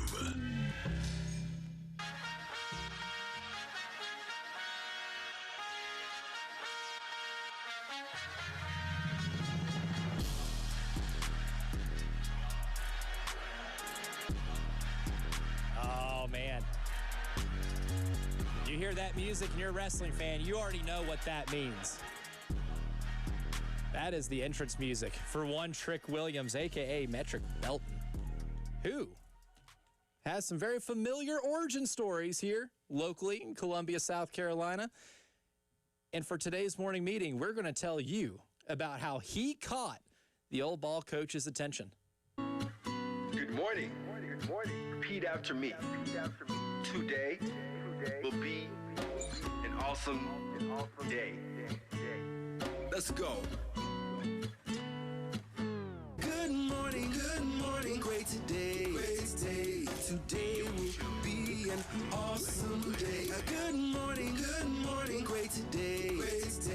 Today will be an awesome day. Of course it will, because for the morning meeting today, it is story time. Preston Thorne, Chris Vanini wrote a really good article in The Athletic chronicling Matrick Belton and his path to being a WWE superstar. And I don't know when WrestleMania is. This weekend. That is this weekend. This is it. Not a big wrestling guy, but I am enthralled with Matrick Belton's story, because if you read it, the first sentence, this is great journalism here, talked about Belton looking into his bank account and seeing 14 cents in there before depositing a check from an acting gig he had for the show All American. Film. Oh, my God. Film. I guess I have to watch it now. No. Flick. Ironically film? Ironically film. Like, there are some movies that you watch. It's a TV show on the CW. It's basically... It's a good show. 90210 meets Playmakers. Wait. Is that the show of the guy who's like the quarterback and this girl's trying to talk to him and he's got the worst throwing motion you have ever seen? It's like this guy is portraying a quarterback and has never watched football a day in his life. You think the throw was bad? Go and watch the receiver run routes. Oh, no. Okay. I'm in. You caught me. It goes all way too long. There's spinoffs and everything like that. Shout out to the All-American crew out there. But yes, Matrick Belton was playing a background character in this show on the CW. But the whole point is that, why are we talking about this? WrestleMania is here. It's a huge event. We all know that. But one of Columbia, and I say the same thing when I talk about Asia Wilson. Say the same thing when I talk about anybody that's from Columbia. Colombia's native son is going to be on the big stage, and that is fascinating to me. He's got caught behind trains before. He's eating Rush's. You know what I'm saying? He has opinions on the Rush's fries. He probably stood in the long line waiting to get into Kaminsky's because he just got a sweet tooth. Keenan alum, Columbia native, Maitre Belton plays for Keenan. He went to Hampton to start off his college career, transferred out of Hampton, had to sit out a year because that's what transfers used to have to do way back in 2014, kids. Many moons ago. He sits out a year. He walks on at the University of South Carolina, plays sparingly, comes to the point where he has to figure out what he wants to do with his life, as we all do. Takes a moonshot and attempts to try out and work his way through pro wrestling, which is the equivalent of, the minor leagues, right? He works his way through the minor leagues, and he gets to this point where this weekend, and probably if you want to tune into your expert wrestling talk, you want to catch Tyler later on. That's our resident right. wrestling expert. But he's made it to the show, and it's just a fascinating. This is a really well done article that shows his rise and how he has, through sheer will and determination, gotten himself to the big stage. It's a great American success story. Absolutely. Of somebody who is, honestly, you're down to your last resources, right? Quite literally down to his last less than 3 nickels, right? And finally gets that call. It was, I think, his, 5th attempt at trying to get into to wrestling. That perseverance allowed him to get back into it. And as soon as it started, he was on a rocket ship, right, to being able to perform at this stage, which is one of that entity's biggest stages. I think that alone makes it really cool. That alone is what would draw me to watch it. Again, I'm not a wrestling guy, but his story makes it to where I would be interested in watching it because of the story that he had when it came to wanting to fulfill a dream as a local Columbia native, to play at South Carolina. He got to do that. He then turned his attention, to acting and wrestling, and got to a point where I think a lot of people at some points in their lives have gotten to, and it is not a fun place to be. And he looks back on that now and is able to share that as part of a larger chapter of his story, and it all kind of culminates in the success he's had. It's hard not to like who we now know as Trick Williams. Yeah, I was able to actually meet him a couple of years ago. I went to the football game against LSU, which a lot of people choose to forget. But that one from that one. I got up at 4 a.m. to go to College game day, and then I'm walking into the stadium with one of my buddies, and then we see him walking up, and we're just like, oh crap! And like my friend, he doesn't really watch wrestling. I've been a huge WWE fan. I don't watch it as much as I used to when I was a kid, but I just love to see guys that played college football and then now are in the WWE. Elijah, I know you said you weren't really a big wrestling guy growing up. Preston, were you? Duh. Okay. So that leads to my question. Who's your favorite wrestler of all time? This is a difficult one. So it's going to be probably dual.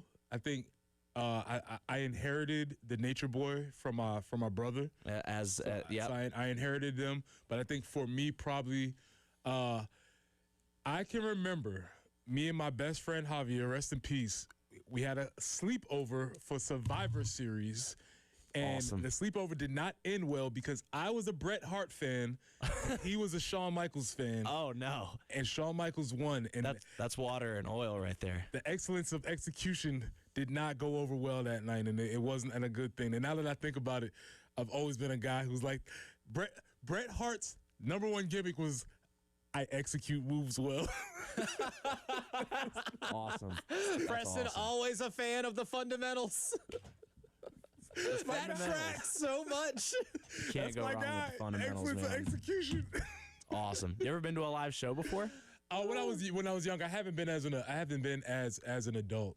But when I was young, I did like North Charleston Coliseum and some of those things. Yeah, SmackDown is going to be at Colonial Life next month, May 15th. Me and a couple of my friends are going. It's tight. We're real excited. Yeah, it's a cool thing. And the thing about it for me, I get chills kind of even thinking about the story. I taught his brother Hassan, who went to Blythewood. I know Matt. Matt's been in my classroom. I've hung out with Matt. Like he's a genuinely great dude, and to see his success has been awesome. And you know, if you know Matt, also everybody does, because there was a long period of time where they had the ominous guy that had his poster on Williams-Brice Stadium, the #1 guy with the dark visor, the model. That was him. Oh wow! Okay, yeah. So he's always been pretty visible. Obviously, he has a body for those types of things to be able to do these things. He's got the build. He's got the build. So it's really going to be interesting. I'm really looking forward to it. And it's almost like head spinning to see him on all of these major platforms now. It's like, man, that dude, that kid, he's not even a kid anymore, but that kid was in my classroom. I know that guy, man. So it's been really cool to see this. That's awesome. Yeah. I'm going to make this quick because I know we about to go to break.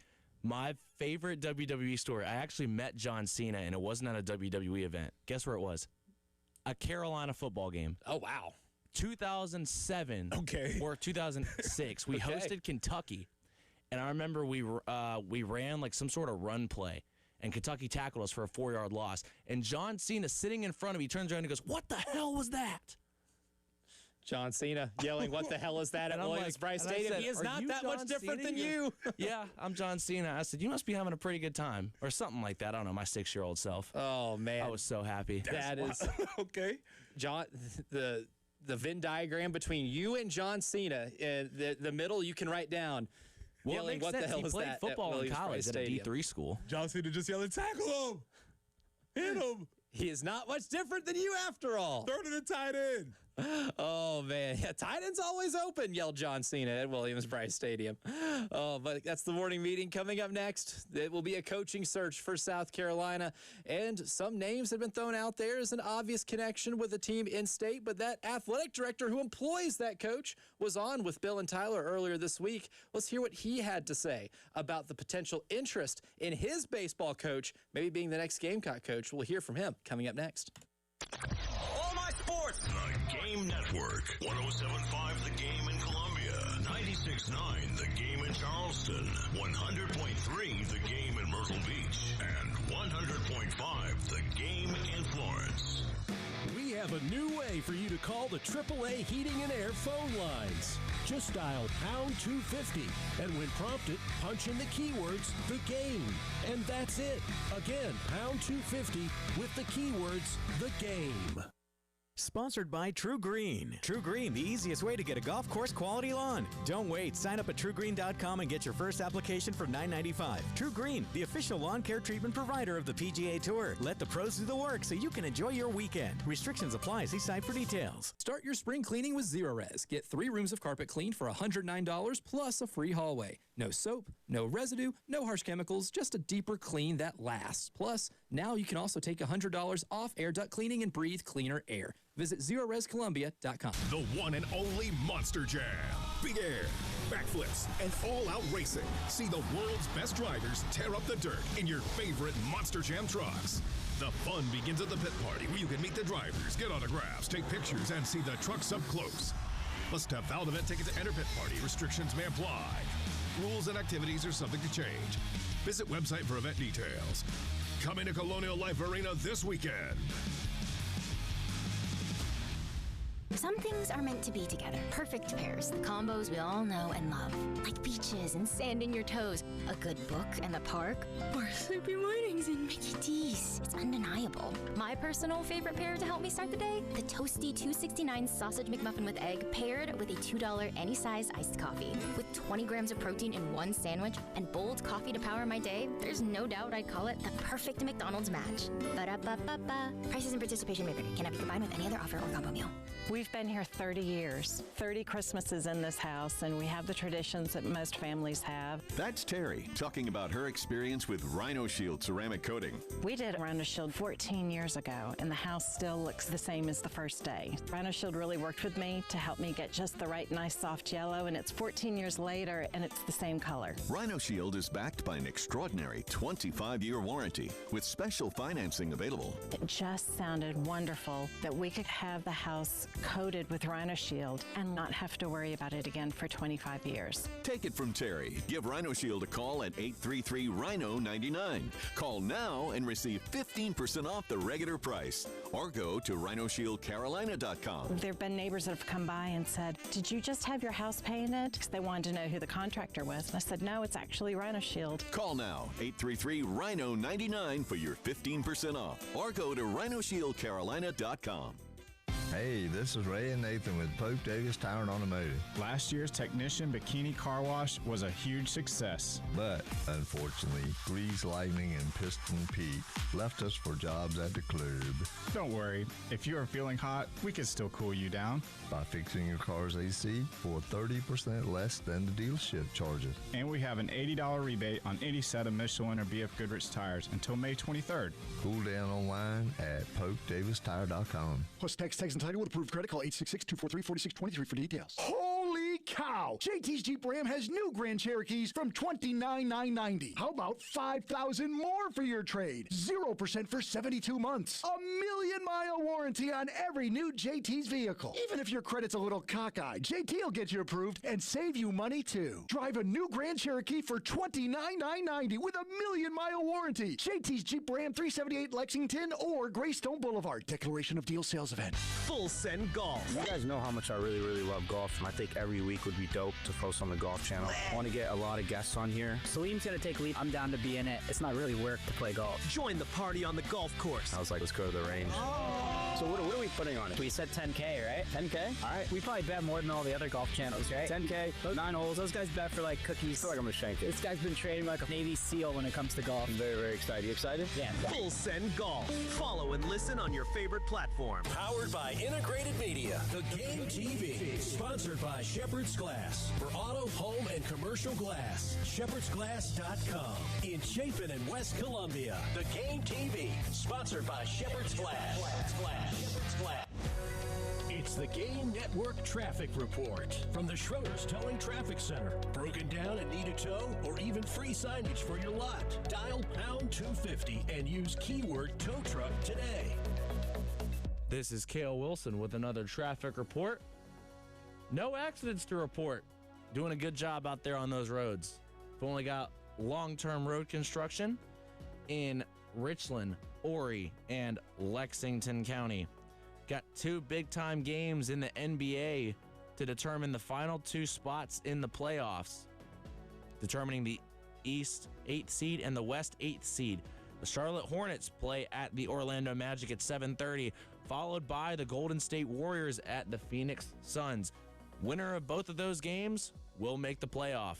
The loser of both of those games will be sent home and their season will be over. Coming up tonight on Prime Video.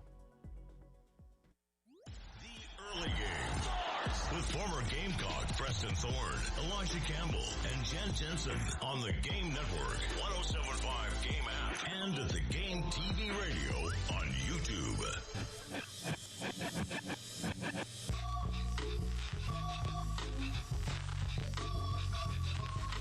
Nothing fuels sports talk radio better than coaching searches. And we're going to have that for this baseball team. And when South Carolina parted ways with Paul Mainieri, it did certainly feel like the obvious first call that you would make is a guy that's coaching in state. Coastal Carolina has been incredibly successful. Again, they played for the national championship last year. That is a program that is one of the most reliable in college baseball right now. And they won a national championship a decade ago. That's right. So they are no stranger. And he was part of that staff. And he was part of that staff. He was part of that history. Kevin Schnall is going to be a name that people are going to talk about. Now, we can argue whether or not he actually takes it, right? That's a whole other discussion. But it is an obvious dot to make to say, hey, why wouldn't you at least, look there? It's obvious. But not oftentimes do we get to talk to an athletic director in the position of having that coach and that type of narrative being out there. And Chance Miller joined Bill and Tyler on the halftime show and talked about this. It was asked about, the interest, right? Because Chance is no dummy, right? He's a smart guy. We've known him for a while. We've had good conversations with him. He's a smart guy. He knows how this type of stuff works. And this we cut one from yesterday's list, Kale. Chance was asked by Bill and Tyler this week about that type of possibility and about that connection that is just kind of natural to make. Here's what Chance had to say in response to it. Yeah, I got to learn from a really good one in Ray Tanner, who was a coach and an athletics director. So learned a lot from him and have taken that with me. Last year or going into the new academic year, when Tennessee had their coaching change in baseball, I knew Kevin would be on that list, right? And rightfully so. Kevin's a great coach. There's no reason that people shouldn't be reaching out to him. And so I just talked to him, right? Sit down with him. I'm actually going to go talk to him today now that he's come back from Winston-Salem and, just be there as a resource for him, right? I think the people that get offended that their coaches are being talked about or called, I think that's the wrong way to look at it. They're getting called and they're getting looked at because they're so successful, right? And he should be. He should be on top of everyone's list. If I was still at South Carolina and I was making that decision, Kevin Schnall would be the first person that I would call. I would make him say no to me. And that doesn't mean that he's leaving here and we don't want him here. And we'll continue to try to keep him here for the rest of his career. But a lot of things factor into those, and not saying that South Carolina would hire him, but there's going to be many more offers for Kevin Schnall over his career. And, I want to be there for him as a resource to be able to help him through that process. And hopefully it works out for all of us. I think that's the most reasonable way to handle that, right? What a great answer. That's a fantastic answer. That's why he's going to be in that position as an AD for a long, long time. He's good. Very similarly to Kevin, Chance, his name has been and will be in conversations for other spots. Mm-hmm. That's just how it is. That's the nature of it. When somebody does well, they're going to be in the conversation. Yeah, it certainly will. And I think Chance certainly, as he laid out right there, he knows that if there's a big-time opening in college baseball, even if it's in-state or not in-state, whoever has that opening is going to fire up a new television series called Better Call Schnall. I like it. Right? I like it. And that's where the first one's gonna go. And that's the kind of the nature of it. Now, do I think that Kevin Schnall is the next coach at South Carolina? I don't. I think he's in a spot right now that he's comfortable in. I think Chance is willing to give him whatever. I do know that the community support for that baseball team is probably enough to keep a coach around to fight off these type of jobs. Like, this isn't, I'm trying to think of just like another school in the Sun Belt. Like, it's not like Arkansas State or Troy or something like that, right? I think they're in a position where they will have a stranglehold on that league, which is a really good baseball league, for a long time.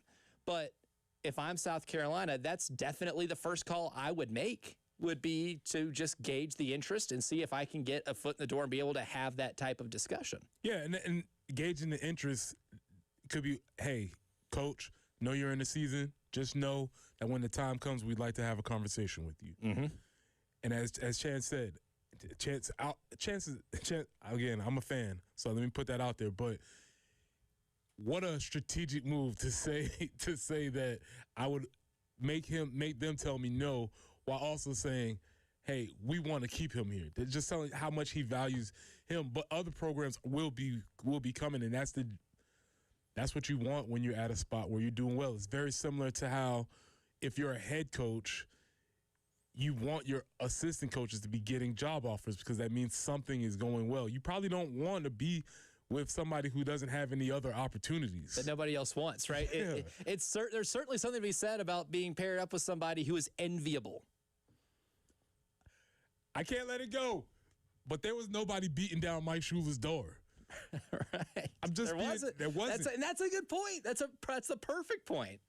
We had to get into a little bit of a conversation when we were trying to get Kendall Browse here, whether he was going to stay or whether he had opportunities to go other places. We won that war. He's here. The previous OC it was just us. Bidding against yourself. Bidding against ourselves. And I don't think you ever want to be in a position, whether that's in hiring, your dating life, anything, where there's nobody else here and it's just you, because that's probably not the best spot to be in. Honestly, it's a compliment if somebody, even in your dating life, is trying to pull off the impossible there, and you're like, you know what? It means I'm doing something right here. It should. Yeah. It absolutely should. So there will be more conversations. We'll see where the conversation goes, but also we have to also realize that just because he's right there and we might have, we've seen the work, we can expand our options. There's a lot. We don't have to rush this. We don't have to take first available. We don't have to take the closest thing. We have a wide array of people that we can choose from. And one of the benefits of, if you are going to get a new coach for the next season and parting with your coach in the middle of the season, is that you kind of get first dibs to be able to ask around and see what is available, right? I think one of the best things that Virginia Tech football did was cut ties with Brent Pry when they knew that wasn't working. And that got them first in line for someone like James Franklin. I think that's one of the better hires the college football coaching carousel, right? I thought that was a really good hire. And ironically enough, he brings Pry back to be his defensive coordinator, which not something you see a lot in that sport. You think Brent's walking to the room and he just wanders to the head coach's office? He's like, no, you're in your office is over there. You're not in this office anymore. James Franklin's in the office and Brent Pry walks in. He's got his backpack down and just like going along with his day. And he's like, what are you doing, dude? Your office is the one with no windows. 2 doors down. You don't have the corner office anymore. Sorry, buddy. Hey, with his success at Virginia Tech last couple of years, he's lucky to have an office in that building. It's true. Yeah, it absolutely is true. But a man who has had the same office for many years, a coach in the Big Ten, found himself in some very unique trouble. Now, is this a turning point in NCAA athletics, or is this just a case of a legendary coach being unlegendarily sloppy? We'll discuss that story coming up next. Wow, what a play. The Game Network. Columbia, Charleston, Florence, and Myrtle Beach. Since that win at Clemson by the Gamecocks, things haven't gone well. And when things don't go well, it's time to look back on the days when things were well. Yeah, let's spin back to the good old days on the Game Network. Line drive, right field, base hit. South Carolina wins the College World Series. Sellers in the pocket. Up in the pocket, gonna run inside the 20, 10. Lenore Sellers going left side, 5. Touchdown, Carolina. Touchdown. Touchdown, Lenore Sellers. From 20 yards out, the Gamecocks take the lead at Death Valley. Now that's some good feels right there. From 107.5 The Game and the Game Network. This is a Westwood One Sports Minute. This Sports Minute is sponsored by Wrangler. Shop Wrangler.com for new denim styles to kickstart your day. Unless you're a fan of the Orlando Magic or the Phoenix Suns, or you want to bet on one of those two teams, you need to be rooting tomorrow night for the Golden State Warriors and the Charlotte Hornets. The playoffs are way more fun if it's Golden State against OKC and Charlotte against Detroit. Get Orlando and Phoenix out of here. I'm Nick Costos.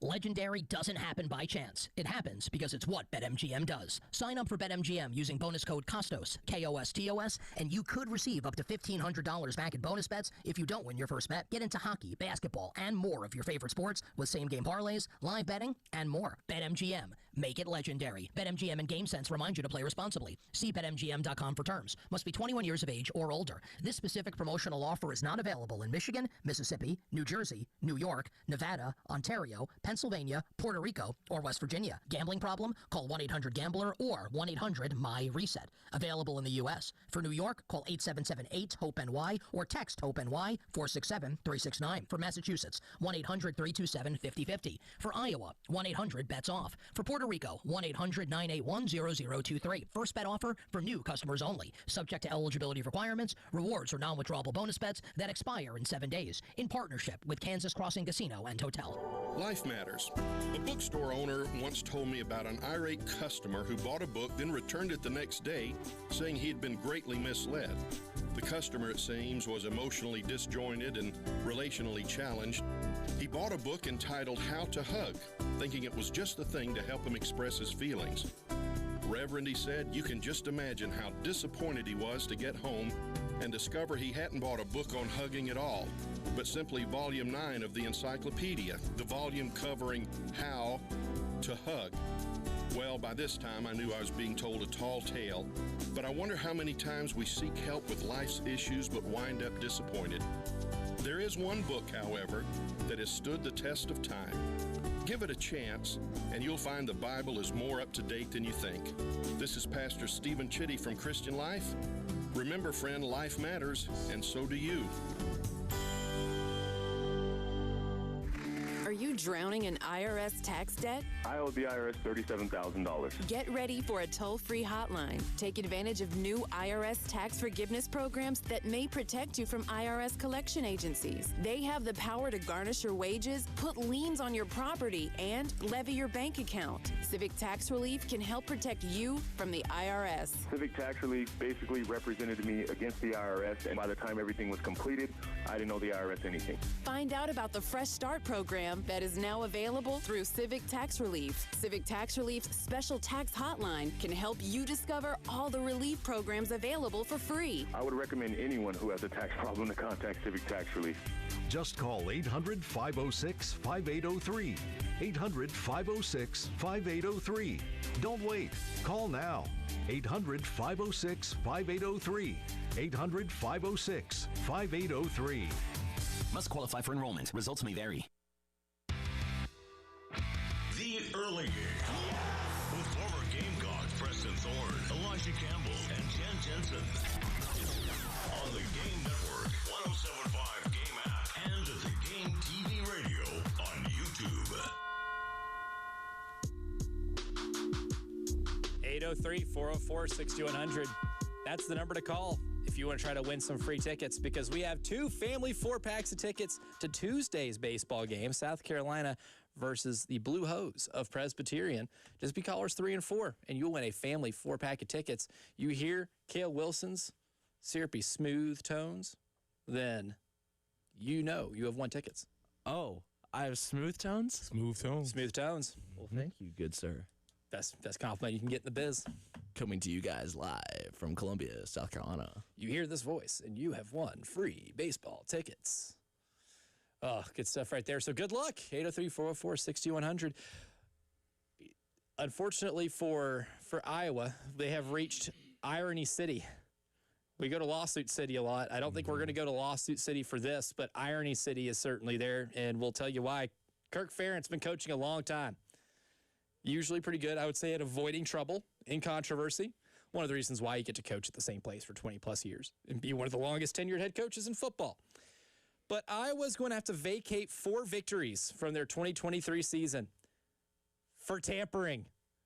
There's been a tampering violation, a punishment that has been levied against a team for tampering. We complain about the Wild West nature, or whatever cliche that you want to throw out there for college sports and just its lawlessness. Well, there has been some law applied to Iowa and their football team, because reportedly, this is from Jake Trotter's story on ESPN, the NCAA said that Iowa coach Kirk Ferentz and assistant John Boudmare participated in 13 phone calls with Cade McNamara and sent 2 text messages prior to him entering the portal in November of 2022. McNamara left Michigan a few days later and transferred to Iowa. Both Ferentz and Boudmare were suspended for the 2024 season opener in a school-imposed penalty for the violations. Now the wins in which the games they won with McNamara as their quarterback have been vacated, which vacating wins is maybe one of the most useless punishments in all of collegiate athletics. So before we get to the real question here about what this might mean for potential future punishments for other schools that have been tampering, Dabo Swinney famously this offseason went after Ole Miss for having their coaches texting a player in the middle of his classes, right, when he transferred to Clemson, and then that player goes into the transfer portal and then goes to Ole Miss. I do find this hilariously ironic that a school that has not been able to produce a quarterback in an offense that can score more than 2 touchdowns in a football game, Preston Thorne, the one player that gets them in trouble is a quarterback. They got in trouble for tampering with a quarterback, and that quarterback went to Iowa and still couldn't find the end zone. Very true, and also didn't play very long for them either. So, it doesn't necessarily work out. I wish I could say he was there for a good time, not a long time, but I don't think he was there for a good time either. If you were to go to a place for a good time and you're a quarterback, that school is good time repellent. Also, remember the conversation we had about Cruz earlier about going to Texas Tech? Like, good luck. As you stated, a quarterback going to Iowa, you're not serious about your career, man. No. Come on, man. What are you doing? Cash in, brother. Just cash in. Come on, dog. Save that money. Spend it wisely. Maybe invest. Yeah, I mean, but if you read the article, what struck me was the loser language that Kirk Ferentz was speaking, because he's like, we self-reported. I can't believe they're doing this to us. We already admitted our mistake. But it's like, dog, you can't do that. Rule number 1 of tampering: don't get caught. Yeah, you can't do it. You can't do it. And there was a record of him and his staff making calls while the player. And he tried to soften the blow. He's like, it was just hours before the portal opened. But come on, man, you can't do it. Even though we know it's done. And that's what's even sillier is like, just do what everybody else is doing. Call his high school coach. Call his uncle. Send a back channel some sort of way. But you just went straight there. And I think this is maybe sort of a dummy tax. I was getting ready to say, is this more of a case of the NCAA actually going to start levying penalties for tampering, or is this just a case of a Hall of Fame coach just being Hall of Fame sloppy? I think so. I think case number 2. I think so too. Again, everybody does it. That's the thing. Everybody does it one way or another. You work in college sports long enough, you learn some stories about how certain players are connected to certain schools and how that ends up happening. But they all know the rules. You can't contact the player. Really quickly, was this in the same timeline as the Caden Proctor conversations were happening? It sure was. Okay. Pattern? I think Ferentz could use some tampering advice from a guy that coaches at a school in Louisiana. He certainly could. Maybe Lane can host the tampering symposium. Let me show y'all how to do this. Let me show you guys how to get away with this. 2 hours down, 1 hour to go. The early game third and long hours next, including the women's basketball team getting a big get in the transfer portal. I'll tell you who next. Broadcasting live from the Herndon Chevrolet studio. Herndon Chevrolet is your hometown dealer. Stop by today or shop online 24/7 at herndonchevy.com. Press here for our friends at Absolute Glass, the premier glass company of the Midlands, offering auto, home, and business glass repair. If your glass is damaged, shattered, cracked, or broken, they can handle the job. Cracked windshield? No problem.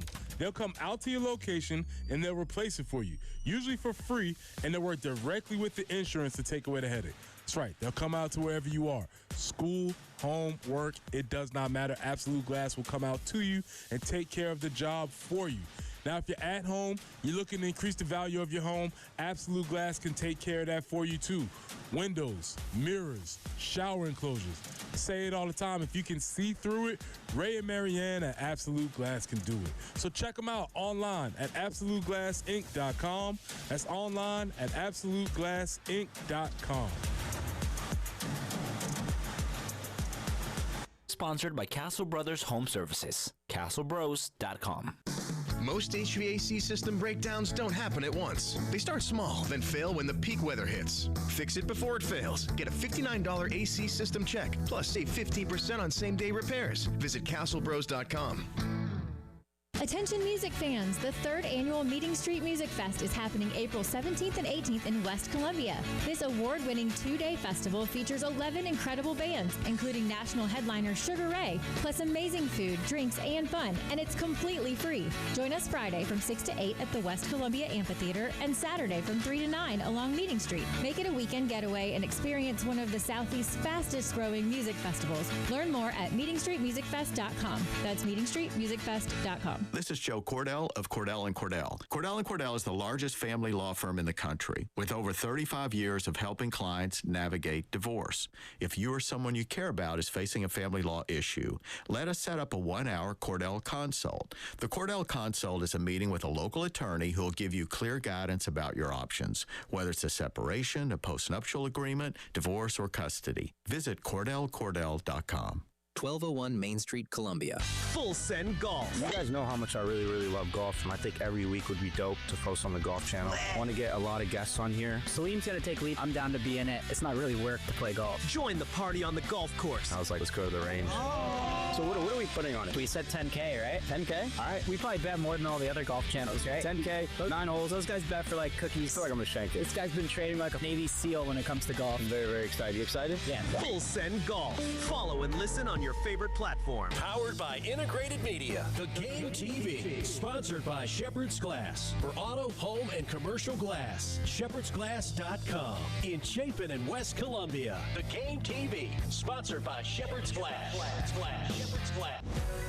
It's the Game Network Traffic Report from the Schroeder's Towing Traffic Center. Broken down and need a tow or even free signage for your lot? Dial pound 250 and use keyword tow truck today.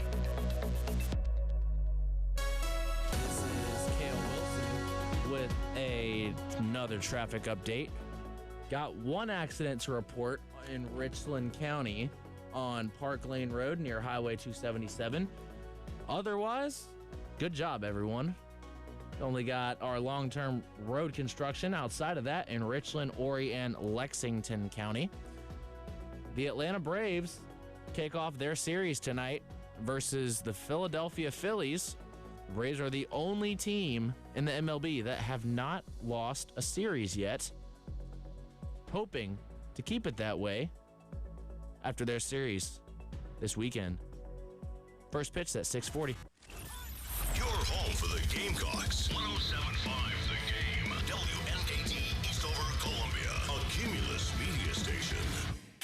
What a catch! The Early Game with former Gamecock Preston Thorne, Elijah Campbell, and Jen Jensen on the Game Network and streaming on the 107.5 The Game app.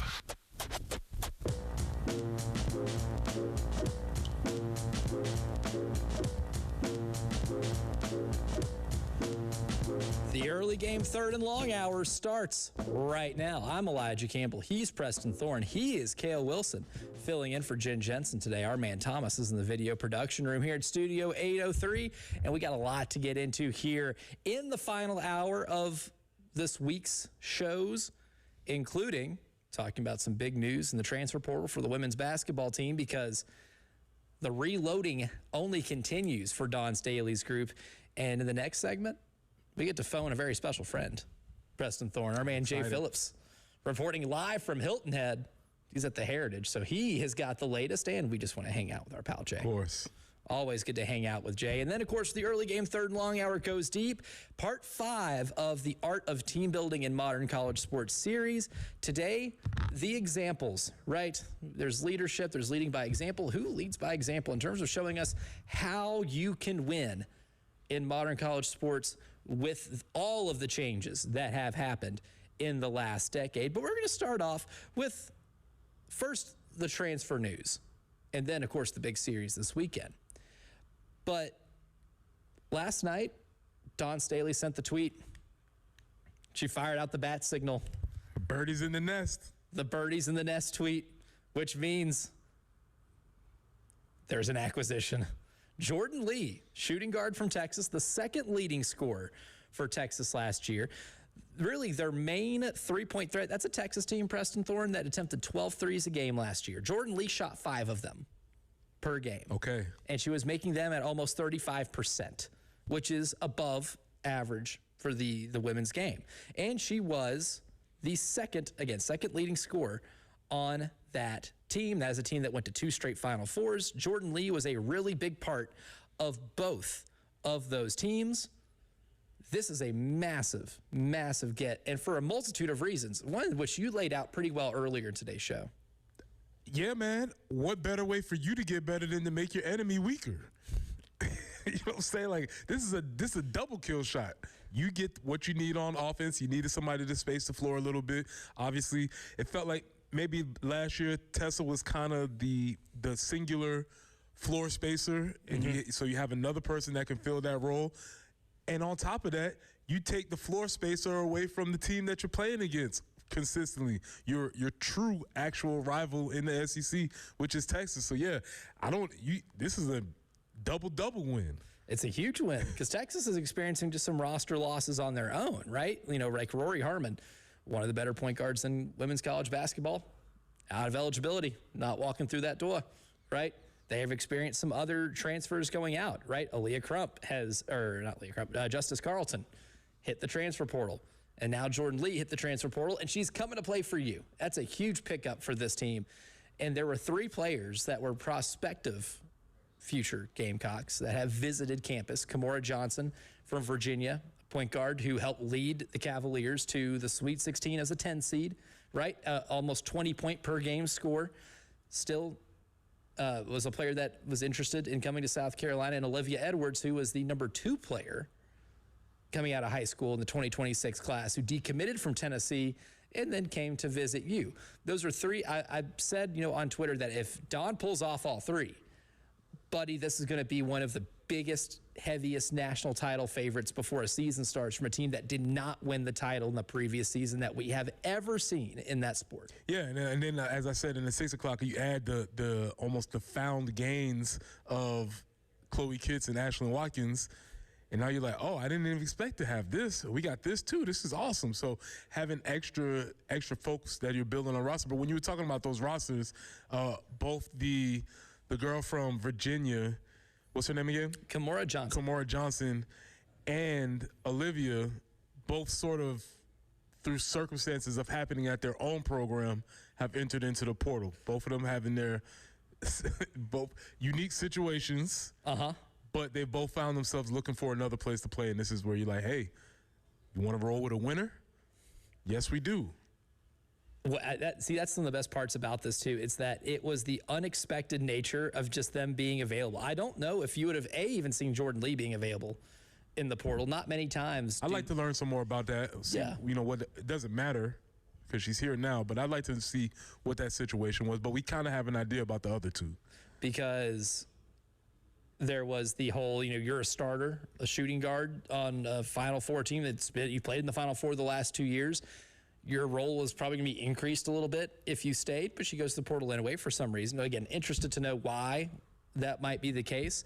But for Kimora Johnson, your coach gets fired, so naturally, the person that you went there to play for isn't there. Now you're a free agent in all of this. And then for Olivia Edwards, there was a mass exodus at Tennessee because Kim Caldwell didn't maybe necessarily rub the current roster the right way after a loss here at South Carolina and called the team quitters. The everything's fine meme comes to my mind. The dog sitting in the burning house just sipping, coffee. Everything's fine. Yeah. I don't think you want to walk into that building right now. No, absolutely not. If you want to go meme for meme, it's kind of like, Childish Gambino in the show Community where he's carrying all the pizzas and he walks in the room and everything's on fire and he's like, what's going on? Exactly. That was Olivia Edwards, and now just go the other way and find a new home.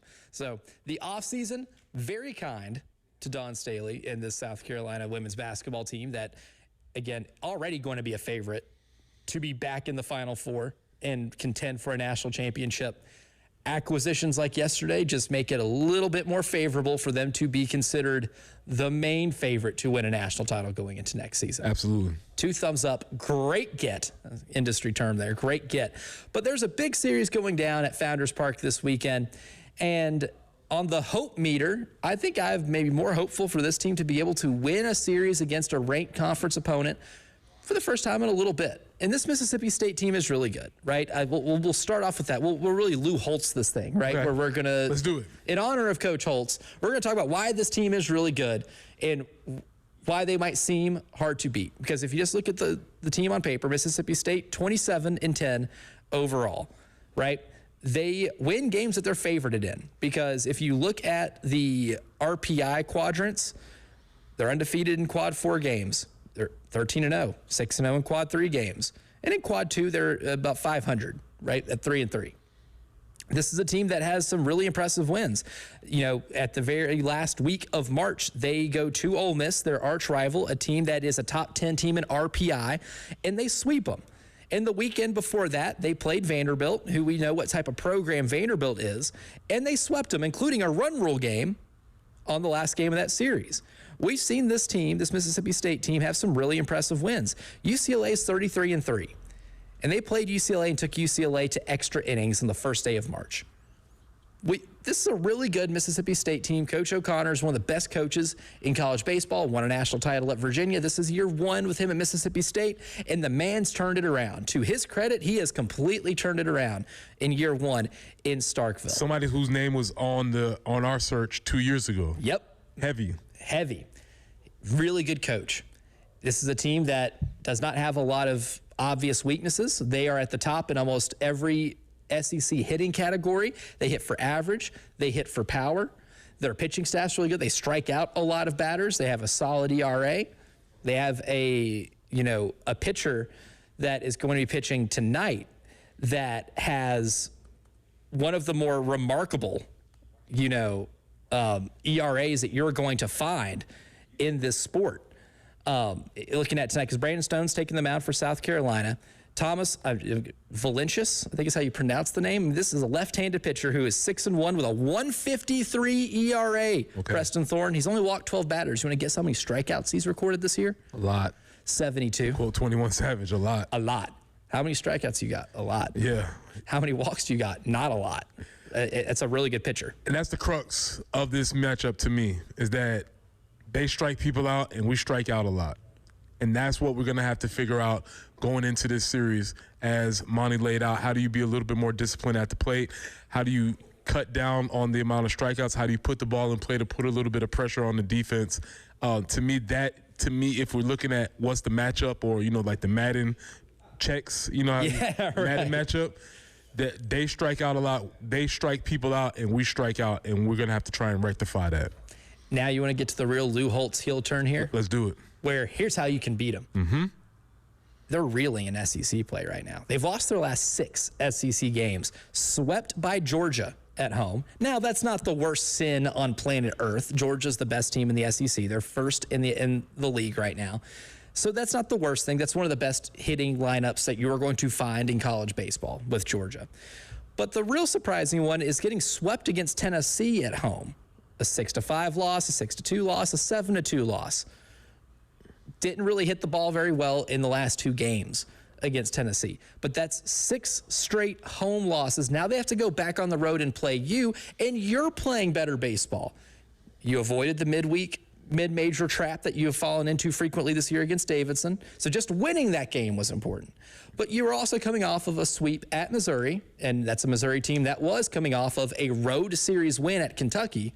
So it's not as bad of a Missouri team as you face, but still a road SEC sweep, 2 thumbs up, something we would have killed for last year, right? And now you are playing maybe, I would say, your best baseball that you've seen them play this year, especially on the mound, especially when it comes to Brandon Stone and Amp Phillips.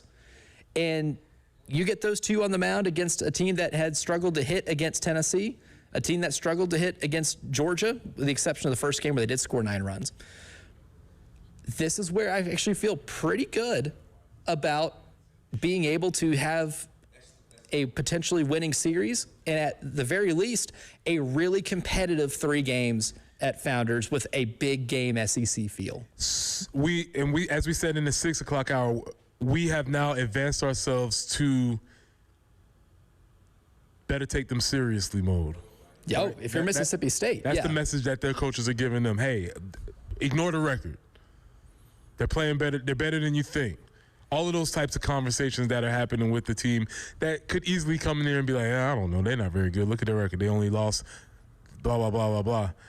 The coaches have them on guard for a potential, and you see how it starts tonight. And over this time, we've played pretty well in the first games of these series. So if you jump up and steal one tonight, anything can happen for the rest of the weekend. And I think one thing, too, that just helps, this is just from an overall state of the conference when it comes to baseball, right? If you just even look at the standings, like the log jam that exists, there's so much parity in this league, right? Georgia being first at 11-5 is one thing. You have Texas and Texas A&M that have 9 wins. Florida's got 10. But you look at teams that are hovering around 500 or at 500. Alabama 8-7, Ole Miss 8-7, Auburn 8-8, Mississippi State, the team you were playing, 7-8, Kentucky 7-8, Tennessee 7-8, Oklahoma 7-8, Vanderbilt 7-8. There is a logjam of teams, and you're really only 2 games outside of those teams right there. There's a lot of parity in the SEC right now. This league has done a really good job of beating each other up. Why can't it be you against a Mississippi State team that's on a 6-game conference losing streak? I feel even better hearing those records all laid out. You're hearing everybody laid out, and you're thinking, all right, yeah, why would we not have a chance to beat any of these teams, grab a game here or there, and be in conversations towards the end of the season? This is a perfect Why Not Us series right here, or a Russell Westbrook series, if you will. Why not, buddy? Why not? And also, why not bring a pal, an old pal, onto the show? My man, Jay Phillips, is in Hilton Head right now. He's there for the Heritage, one of his favorite events every year. Jay's always covering that event, does it incredibly well. We're going to catch up with our pal Jay Phillips, talk to him about that golf tournament, and talk to him about some other things in South Carolina athletics, and catch up with Mr. Phillips. We're going to do that next here in the early game. All my sports. The Game Network. 107.5 The Game in Columbia. 96.9 The Game in Charleston. 100.3 The Game in Myrtle Beach. And 100.5 The Game in Florence. We have a new way for you to call the AAA Heating and Air phone lines. Just dial pound 250, and when prompted, punch in the keywords, the game. And that's it. Again, pound 250 with the keywords, the game. Broadcasting live from the Herndon Chevrolet studio. Herndon Chevrolet is your hometown dealer. Stop by today or shop online 24/7 at HerndonChevy.com. Spring cleaning? Then A, catch up. B, you're just like me. But C, there is a solution here. My friends at Zerorez Carpet and Air Duct Cleaning have a fantastic deal for you. And all you got to do for it is call 803-262-4020 or schedule online at ZerorezColumbia.com. But here's the thing. You just got to tell them 107.5 The Game sent you. Just mention 107.5 The Game and you get a really good deal with 3 rooms of carpet cleaned plus a free hallway for just $109. And for a limited time too, take $100 off that air duct cleaning because nobody cleans like Zerorez, right? Take advantage of that zero water technology that leaves no soap, no residue, no harsh chemicals. Just take advantage of soft, fluffy carpets that are going to stay cleaner longer. Hit them up online at ZerorezColumbia.com. And remember, Zerorez, spell it forwards or backwards, just know it's the right way to clean.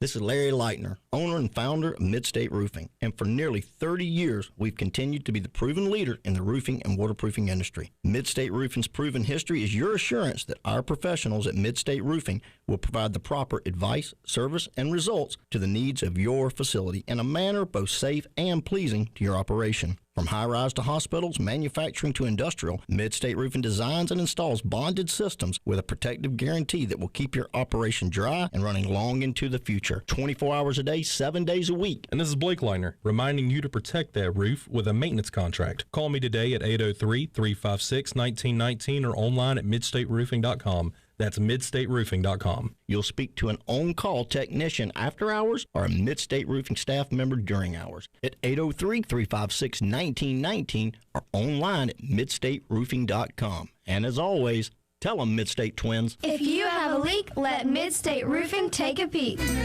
To have a roof over your head, a nice roof over your head, is very important. That's Rick talking about his experience with Rhino Shield ceramic coating. We got Rhino Shield 18 years ago, and they were very cooperative on getting us the right paint. They were in and out and done in no time. Once it was finished, looked great. We were very happy with it. The main reason Rick called Rhino Shield is because Rhino Shield is backed by a 25-year warranty. We've watched a lot of people get their house painted 3 or 4 times, and we haven't had to do any of it. I don't know about you guys, but I don't want to have to paint it every 5-7 years. years. Take a tip from Rick. Put down that paintbrush and pick up your phone. Call Rhino Shield at 833-RHINO-99. Call now and receive 15% off the regular price. Or go to RhinoShieldCarolina.com. We got Rhino Shield 18 years ago. Financially makes sense, especially if it's going to last like this did. Still looks great. For your 15% off, call now, 833-RHINO-99. Or go to RhinoShieldCarolina.com. Never paint your house again. Rhino Shield. At Average Al's Furniture Warehouse, our sofas have cushions, our tables have 4 legs, our recliners recline. So come on by for a perfectly average experience. Cumulus Digital doesn't stop at average. We work with more than 4,000 local businesses every month, delivering campaigns that beat industry averages by over 25%, driving real, measurable growth. You're not average. Your results shouldn't be either. Visit cumulusdigital.com to start outperforming today. Hey, y'all, Jay Phillips here from my good friends at Dan's Fan City in Harbison. Ceiling fans don't sound like something you think about a lot because you don't really need to, but when you've got good ones, they work so well, keeping energy costs down and your comfort level up. All kinds of fans at Dan's Fan City, big to small and quiet, quality fans. They have accessories and light kits, fan blades, and more. Stop by and see them soon, Harbison Boulevard next to Total Wine, or call Dan's Fan City, 781-FANS. You'll be glad you did. It's the Game Network Traffic Report from the Schroeder's Towing Traffic Center. Broken down and need a tow or even free signage for your lot? Dial pound 250 and use keyword tow truck today. This is Kale Wilson giving you guys a traffic report. Got a couple accidents to report here as we have an accident on Assembly Street near Elmwood Avenue in Richland County. And then we've got another one in Richland County on Garner's Ferry Road at Pine View Road and Hallbrook Drive. And then one more on Parkland Road near Highway 77. And then we've got our long-term road construction in Richland, Horry, and Lexington County. The Gamecock baseball team hopes to win their 5th straight game as they begin their series tonight with number 17 Mississippi State in Columbia. First pitch is 7 p.m. Early game with former Gamecock Preston Thorne, Elijah Campbell, and Jen Jensen on the Game Network, 107.5 Game app, and at the Game TV radio on YouTube. It's time to phone a friend. My pal Jay Phillips is hanging out at the Heritage over at Hilton Head. Jay Phillips, good morning. I think this is the earliest I've ever talked to It's nice that you called me a friend. That makes me feel good, man. On a Friday like that, that's a nice way to start today with a smile. Good, pal. Number one guest of the show. Absolutely.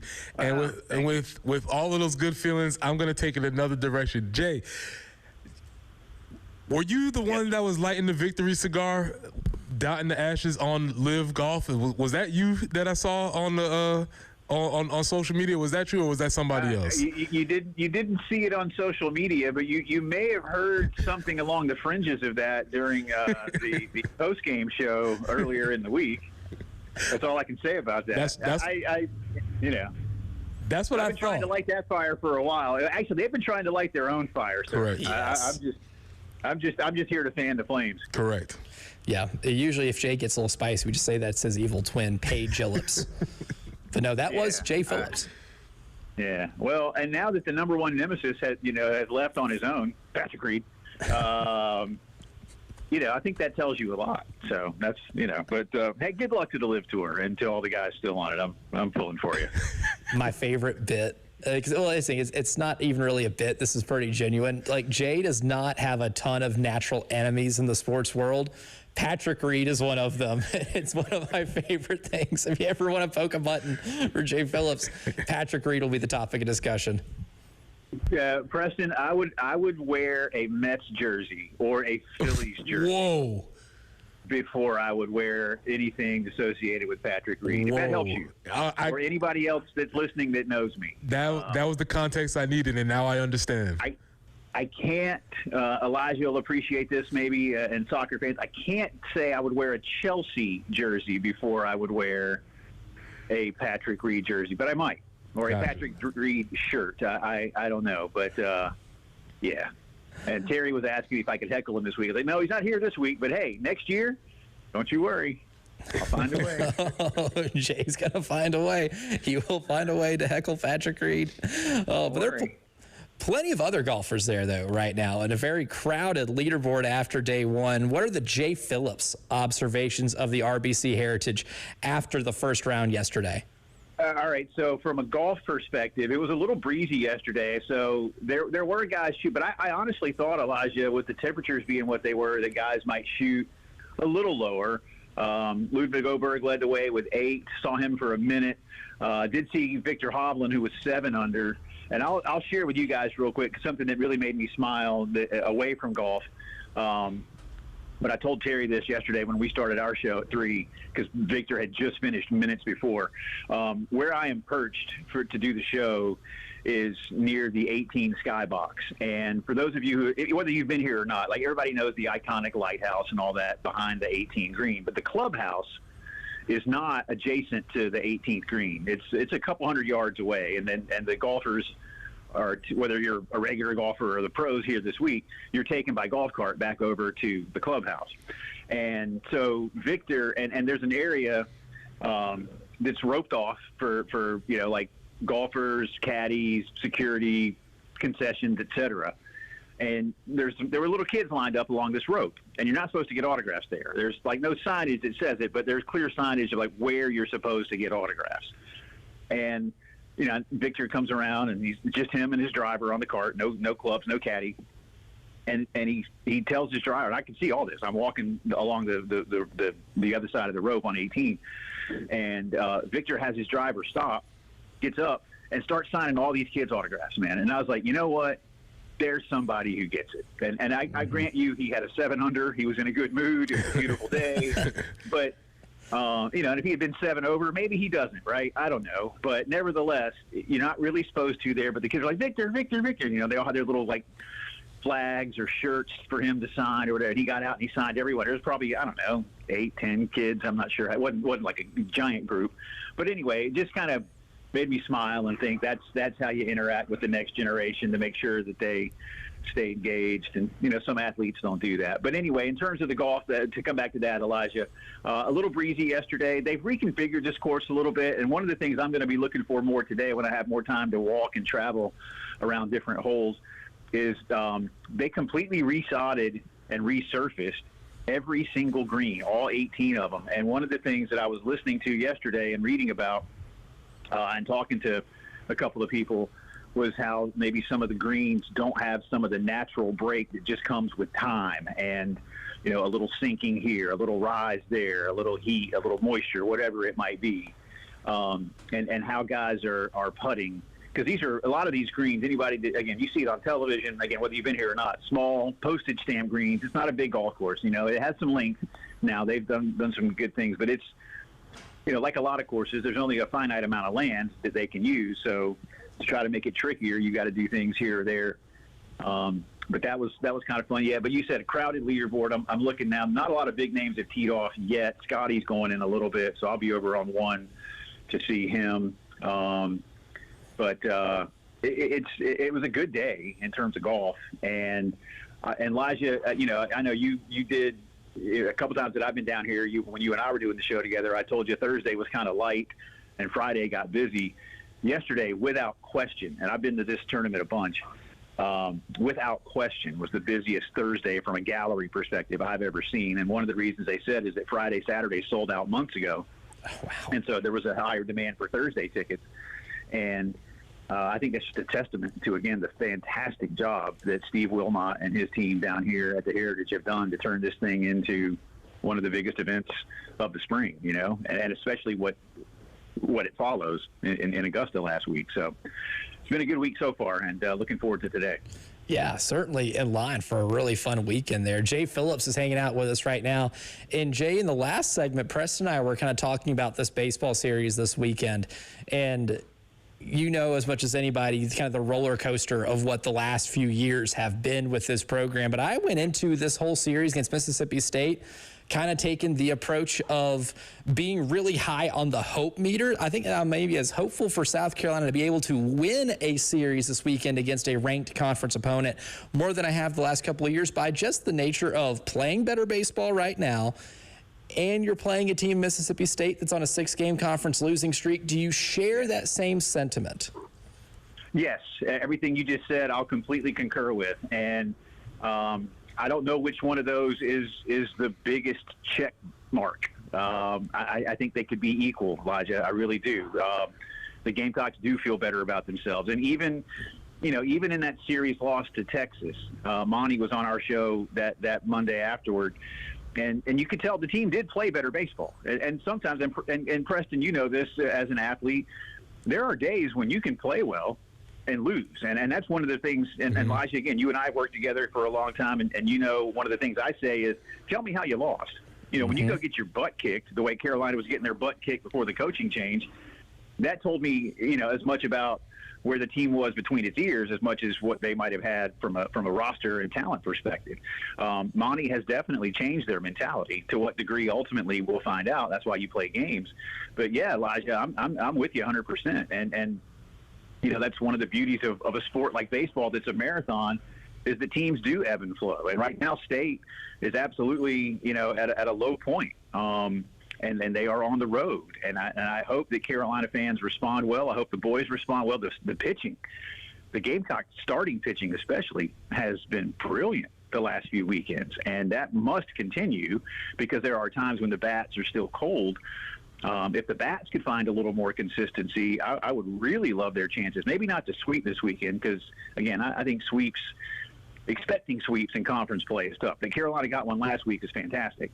And I heard Cale mention, going for 5 in a row. I was like, dang, they are going for 5 wins in a row, aren't they? But if the pitching can continue anything close to what it's been the last couple of weekends and get those bats going, and again, to your point, Elijah, take advantage of a team that is not feeling good about itself, I do like their chances. But with this long homestand, and you've won the first game, but you got, a 9-game homestand, I think? I'd love to see Carolina win 6 or 7 of them. I know that's a big ask. But if they could find a way to win, say, 6 of the 9, that would be, and maybe even 7 of the 9. Again, if you could win both conference series 2-1 and win the midweeks, then maybe the conversation starts to change just a tad. Yeah, winning changes a lot of different conversations.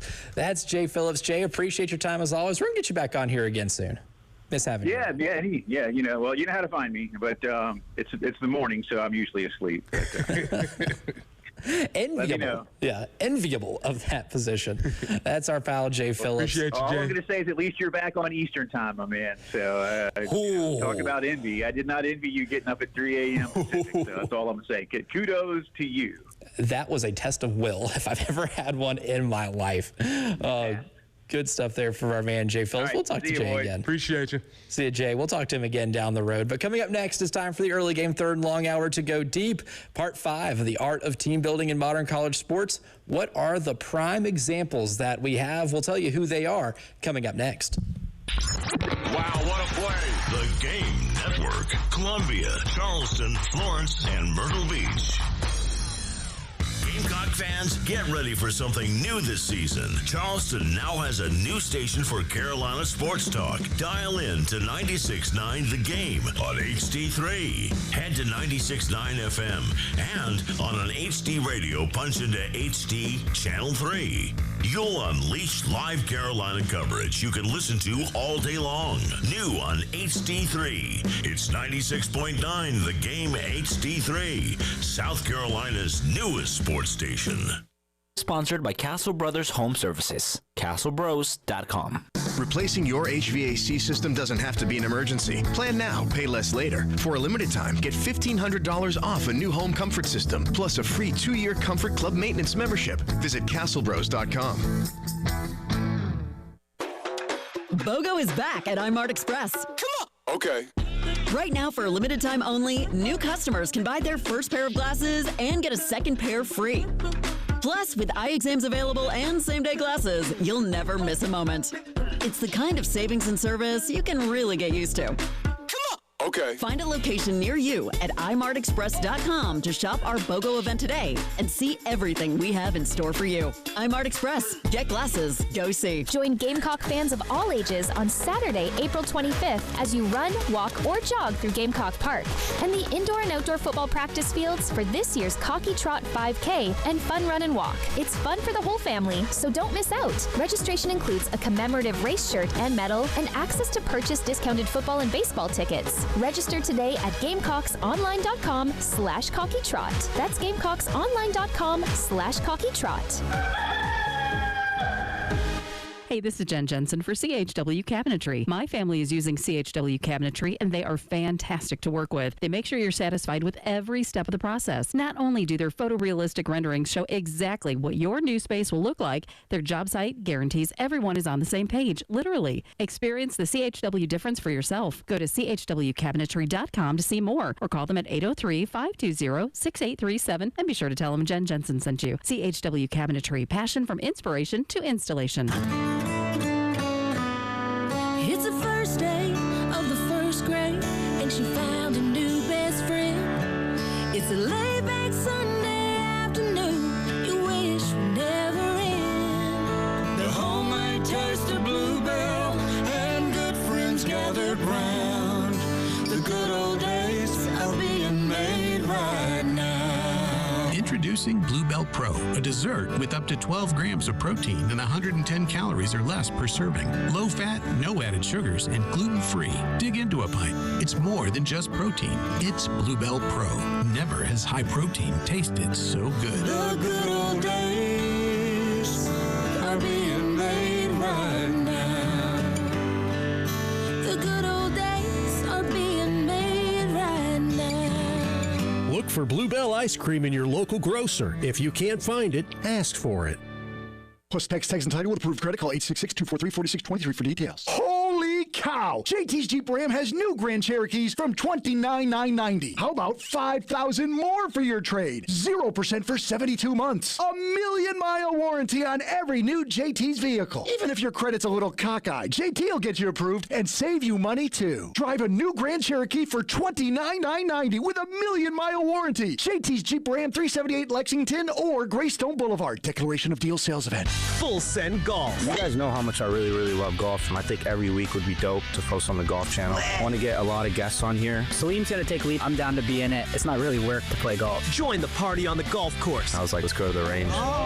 So what are we putting on it? We said 10K, right? 10K? All right. We probably bet more than all the other golf channels, right? 10K, 9 holes. Those guys bet for like cookies. I feel like I'm going to shank it. This guy's been trading like a Navy SEAL when it comes to golf. I'm very excited. You excited? Yeah. Full Send Golf. Follow and listen on your favorite platform. You can count on hot summers in the Midlands. You can count on those South Carolina roads biting. And when you end up with a broken windshield, you can certainly count on Absolute Glass. With one phone call, we can repair, replace, and recalibrate your car's windshield. We'll handle the insurance calls, and for most folks, it won't cost you a dime to let us fix your windshield. Absolute Glass has been voted Lexington's best for 15 years straight. So call Absolute Glass at 951-7200. Or find us online at AbsoluteGlassInc.com. And remember, if you can see through it, we can do it.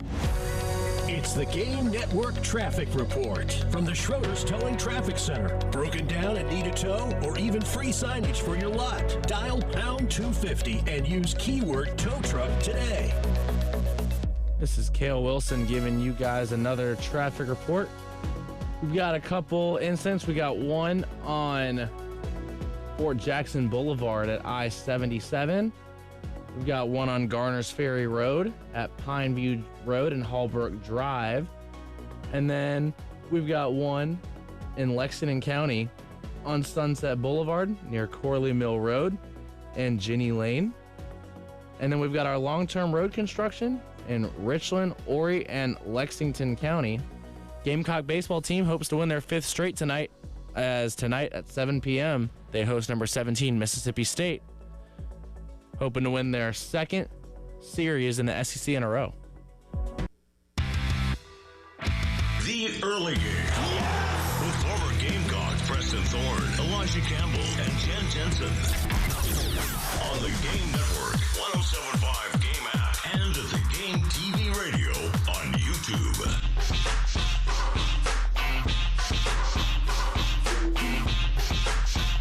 Early Game Third and long hour goes deep. The art of team building in modern college sports. Today we're talking about the examples. Who in college sports has done the best at adapting a balance and consistently building strong rosters? I think if you want to look at examples, we don't have to look any further than our own backyard here, because Dawn Staley in the women's basketball ranks has definitely done that.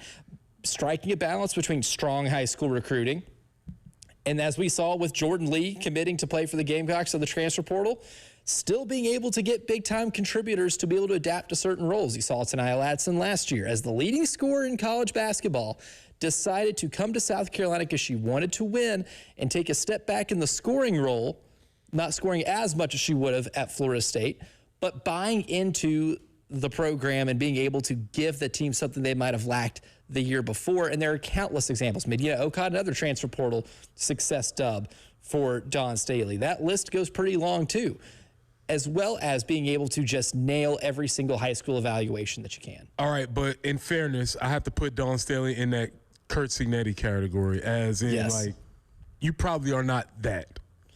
So that might not be you the can't blueprint. hire that. Yeah, so that might not be the blueprint that you want to follow. It is a definite pathway. It is a definite plan, but you can't. It's hard to really account for the amount of talent and charisma that the person at the top is leading that ship with. That being said, are there any other programs that you could? It's hard to say like that don't have that person at the top, but I think what you did was you laid out what are some of the fundamental tenets where you're not abandoning one thing or another. You still have to dabble in all of these different avenues of player acquisition. Right, and you have to do it like you don't have to strike a balance. Like we've seen different examples of how people have done this. Like Indiana football, getting older in the transfer portal and going after production and production only worked out really well for them. Michigan basketball went into the portal for big names. The Axel Lindeborg was an All-American at UAB. Elliot Cadeau was a player at North Carolina who was terrified to shoot outside the three-point line, but was clearly talented, but there was some development needed. There was still a lot of potential with Elliot Cadeau that was not translating into high-level basketball success, and he turns into the most outstanding player in the Final Four. Merez Johnson wasn't a starter at Illinois. Not a full-time starter, at least, at Illinois. Became a full-time starter. You got the most out of him. Ade Mara was productive at UCLA, but didn't get to play a ton because Mick Cronin is doing God knows what when evaluating a roster. But he ends up starting for a national championship winning team. There was still like an interesting balance of portal production and potential. Michigan was able to marry kind of both of those concepts. You look at football too. Again, Ohio State's in one of those categories of you're not that, right? They had a $25 million roster before we got to $25 million rosters, right? But they were able to have their best player be a high school recruit. There was a true freshman in Jeremiah Smith. They got a quarterback in the transfer portal and Will Howard that gave them more of what they needed than Kyle McCord was able to give them. So they were able to supplement through the portal while also building great defenses through high school recruiting and development. There's just different ways. There are plenty of examples. And I think if you can think of any type of strategy you want to use to roster build, I think we have enough examples throughout college sports where you can find success. Even if it's not championship success, still success in building through that strategy. You know who I'm thinking of? I'm thinking of Duke as a program, both the football and women's basketball. Obviously, bringing in coaches. They took a chance on Kara, but it wasn't really a chance, but that was her first job. But It wasn't a chance. Everybody knew she was going to be successful. Pat Summitt disciple. Yeah, we knew that was going to end up working. But I'm thinking about with the football, they go and get a Darian Mensah, which everybody was like, "You sure? That's pretty much." But I guess they felt like they just needed one piece. They put that piece in play, and the team ends up being successful to that margin. We'll see if it's able to continue. But there is an idea of, hey, we've already built around this. Let's go out. Maybe we do have to spend more than we think we need to. But once we get that piece is able to make all the other pieces fall into place. Vanderbilt football is an intriguing example, too, because they did a lot of building through the transfer portal. Because if you go back 2 years ago, they got gutted by the transfer portal worse than almost anybody else. After the 2023 season, they got gutted in the portal worse than almost any team in college football, high major or low major, right? they go into the portal to supplement the roster, just get bodies there, and they pick up a fella named Diego Pavia, and they pick up a tight end named Eli Stowers, who's going to be selected in the top 2 rounds of the NFL draft, right? More than likely a second-round pick. Mel Kiper has him going 45 to the Ravens. And they get a bunch of other players. They fill the offensive line positions with that, and they made a jump. That jump went from 2-10 to, 6-6? Big jump. That's a big jump for Vanderbilt. And for Vanderbilt football, winning 6 games is a success, just given the history of that program. But what helped was the following year, they retained so many of those players. So while it's not traditionally recruiting them out of high school, keeping them there and building over the course of 4 years, it was getting a large transfer portal class, keeping them there for the course of 2 years. And what you saw from year 1 to year 2 was go from 6 or 7 wins into winning 10 and being on the periphery of the college football playoff. Because going into last year, I think only Clemson had a higher percentage of players that were retained from the year before. Vanderbilt had 72% of their roster return. And a lot of those guys were first-year players for the program the previous season from previous schools. So it's a different way to do it too, but they found a way, even in this landscape, to create some sort of continuity. And correct me if I'm wrong here, they take that 10-win season and parlay it into the first ever 5-star recruit coming in at quarterback, right? Yep, Jared Curtis. So they're able to build upon the success and momentum that they have and create this upward, forward trajectory, whereas people are maybe starting to see if they maybe can do it again. I need to put one more together where you start seeing Vandy as a destination as opposed to an also-ran. Yeah, right, as opposed to being the bottom of the barrel in the SEC and using it as a springboard, right? And that's why this year that's why this last football year for the Gamecocks probably is more disappointing. It hurt a little bit more because we were coming off that 9 wins. We had a chance to really build on the momentum, and we just didn't take advantage of it. Fortunately, we got our guy back, and we have a lot of the pieces that are still in play to make a lot of those things. But I think for programs that are sitting in the middle, the messy middle, which is most of us, when you do get a chance to have momentum, you need to build on it. And the thing what I like about with what South Carolina does, like their shortcomings last year, to me wasn't a matter of completely how you do it, because you have strong recruiting classes. You get top 20 recruiting classes. Those are strong recruiting classes. So you're constantly getting top 20 recruiting classes. You're retaining a lot of the players I think you want to retain, and then you're going to the portal for supplementation. But last year, you kind of whiffed on the supplementation of your offensive line, and that kind of derails your season, despite landing a lot of good gets on the defensive side of the ball. But I think the philosophy of that is not flawed. Some years, the execution may vary. And I think the execution of it varied to the point last year where you got the floor as opposed to what the ceiling was. And in 2024, you got the ceiling as opposed to the floor. Yeah, and so I just think it works in like sliders, right? It's just slider. Are we going to turn the knob a little bit more to the portal? We're going to turn the knob a little bit more towards recruiting. How are we going to make this? What's the composition of this team is going to be? I guess every coach would have their ways that they figure it out. But we talked about even with basketball, the best teams, though portal heavy, still had a very high influences of young guys coming in through recruiting. So you have to do both. Absolutely. That's the early game. Third and long hour goes deep. That was a winner. We'll give you our winner for today's show coming up next. All my sports. The Game Network. 107.5 The Game in Columbia. 96.9 The Game in Charleston. 100.3 The Game in Myrtle Beach. And 100.5 The Game in Florence. South Carolina men's head basketball coach Lamont Paris is coming back next year, and Coach Paris has to fill out his roster, so the transfer portal will be vital to success in 2026-27. All of this isn't about just NIL. I think there are a lot of components to putting a team together. How do pieces fit together?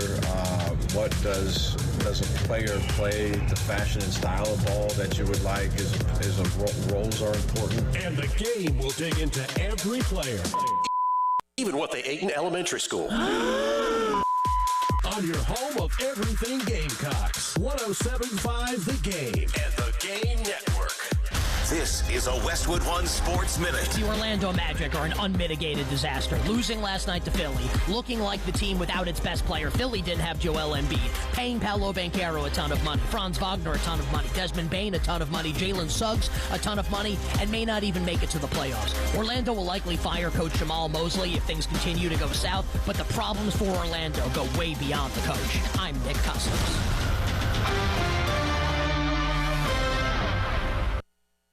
Legendary doesn't happen by chance. It happens because it's what BetMGM does. Sign up for BetMGM using bonus code KOSTOS, KOSTOS, and you could receive up to $1,500 back in bonus bets if you don't win your first bet. Get into hockey, basketball, and more of your favorite sports with same-game parlays, live betting, and more. BetMGM. Make it legendary. BetMGM and GameSense remind you to play responsibly. See BetMGM.com for terms. Must be 21 years of age or older. This specific promotional offer is not available in Michigan, Mississippi, New Jersey, New York, Nevada, Ontario, Pennsylvania, Puerto Rico, or West Virginia. Gambling problem? Call 1-800-GAMBLER or 1-800-MY-RESET. Available in the U.S. For New York, call 877-8-HOPE-NY or text HOPE-NY 467-369. For Massachusetts, 1-800-327-5050. For Iowa, 1-800-BETS-OFF. For Puerto Rico, 1-800-981-0023. First bet offer for new customers only. Subject to eligibility requirements, rewards or non-withdrawable bonus bets that expire in 7 days. In partnership with Kansas Crossing Casino and A Better Life with Dr. Sanjay Gupta.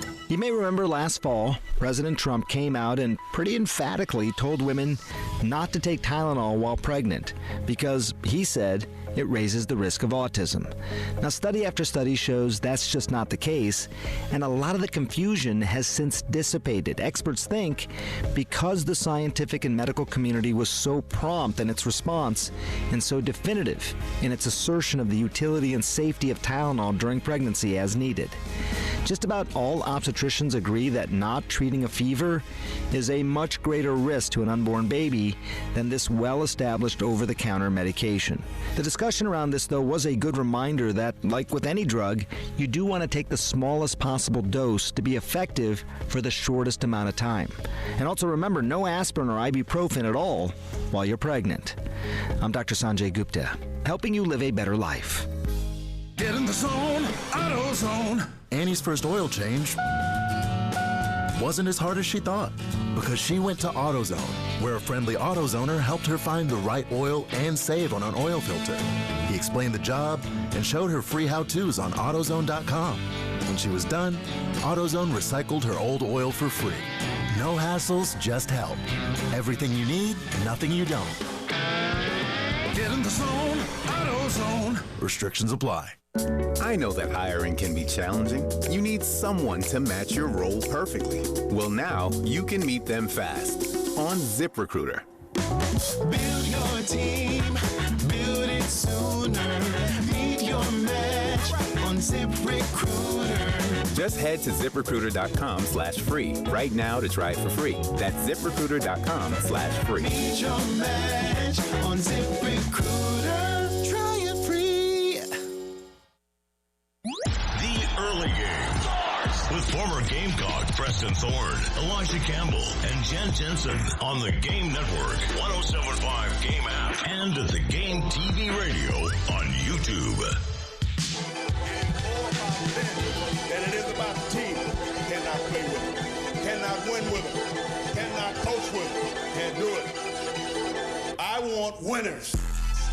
And every day we give you those winners, brought to you by the Golden Spur here on the Early Game. And when it comes to winners too, look, we had to fight off some obstacles this morning. We were facing a kill shot in the first quarter. We were down early.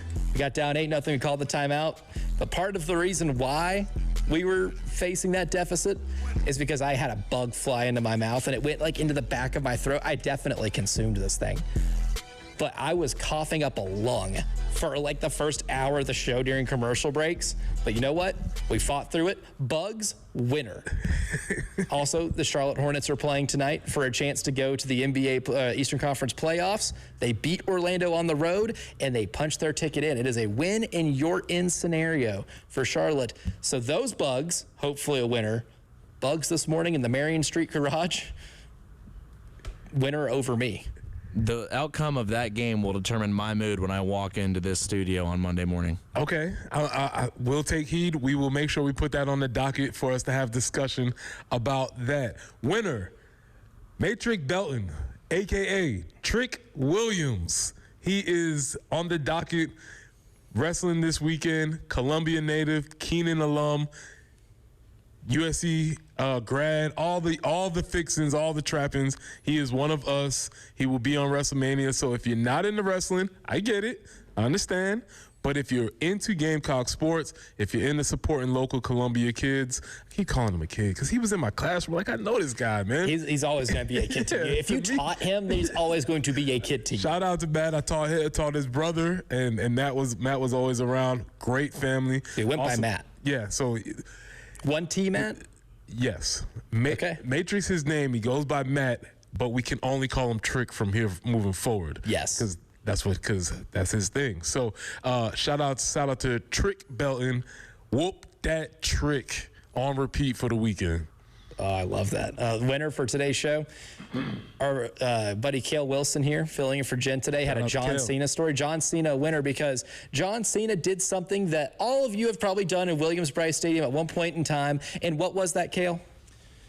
We ran the ball against Kentucky and got tackled for a 4-yard loss, and John Cena in front of me turns around in a really annoyed look and goes, "What the hell was that? What the hell kind of play call was that?" John Cena, not much different than you. Armchair quarterback. I did talk to you guys about this off air. We'll give our listeners this knowledge. As John Cena did play college football at D3 Springfield College in Massachusetts as an All-American. And do you guys want to say what position he played? He was a center. He was a center. Yes, he does not have the O-line build that we're used to seeing. He does not have the dough that O-linemen have. Not as doughy as I don't think Dane Brugler would look at him for a scouting report and put like what he did for Caden McDonald and put the sloppiness in the midsection. Does not have the sloppy midsection. Because when we talked about it off air, Elijah, your guess was that he played tight end. Yeah, I was trying to go on build. However, his weight is fluctuating because I believe we have like skinny Cena now. He's not as big as he was because he has to do the Hollywood thing. So I don't think it necessarily not as jacked. Doesn't quite work on camera the way that it was. But yes, shout out to that. Another winner for today's show brought to you by the Golden Spur. Crazy stats, because I found a crazy stat this morning, Preston Thorne. The Colorado Avalanche in the NHL won a game last night. They won their season finale, I believe it was against the Seattle Kraken. They led after 2 periods. And for those who aren't familiar with hockey, they play 3 20-minute periods. You want to know what the Colorado Avalanche's record is after leading after 2 periods this season? Very good or very bad? What do you think 41-0-0 is? Oh. Okay. So no losses, no even overtime losses. If they lead after 2 periods, which has happened 41 times out of their 82 games this year, they win every single one of them. Closers. Not even a tie. They finish. No, not even a tie or an overtime loss. We used to have ties in hockey. That was so dumb. Again, I have very limited. Take me to a very specific time. Patrick Waugh is not walking through that door. No, Patrick Waugh is not walking through that door. Neither is David Abisher. But Scott Wedgwood is. I don't have a lot. Patrick Waugh, winner. 94 through 97 is my sweet spot, man. Patrick Waugh is all you need to know. The king of goalie rage. Gotcha. Oh, he was a winner. Tyler Head, Jack Veltri, they're winners, and they're next. Broadcasting live from the Herndon Chevrolet studio. Herndon Chevrolet is your hometown dealer. Stop by today or shop online 24/7 at HerndonChevy.com. Preston Thorne, do you like winning money? I do. Well, I've got a suggestion. If you do like winning money. I do. If you're like Preston here and you want to win money, just enter into the Crescent Construction Grand Slam contest and you have a chance to win money. Because if a Gamecock hitter goes yard with the bases loaded, you could win cash. That sounds awesome. The pot goes up $25 after every game. Obviously sponsored by our friends over at Crescent Construction. Just go to 1075thegame.com to register. And right now, Preston, you want to guess what the pot's at? $525. Okay. Now, a decade ago, you could buy 525 McChickens with that. Times have changed a little bit, but you can still buy a lot of McChickens with that. But in order to win, you have to enter. So go to 1075thegame.com to register for the Crescent Construction Grand Slam contest. And if this weekend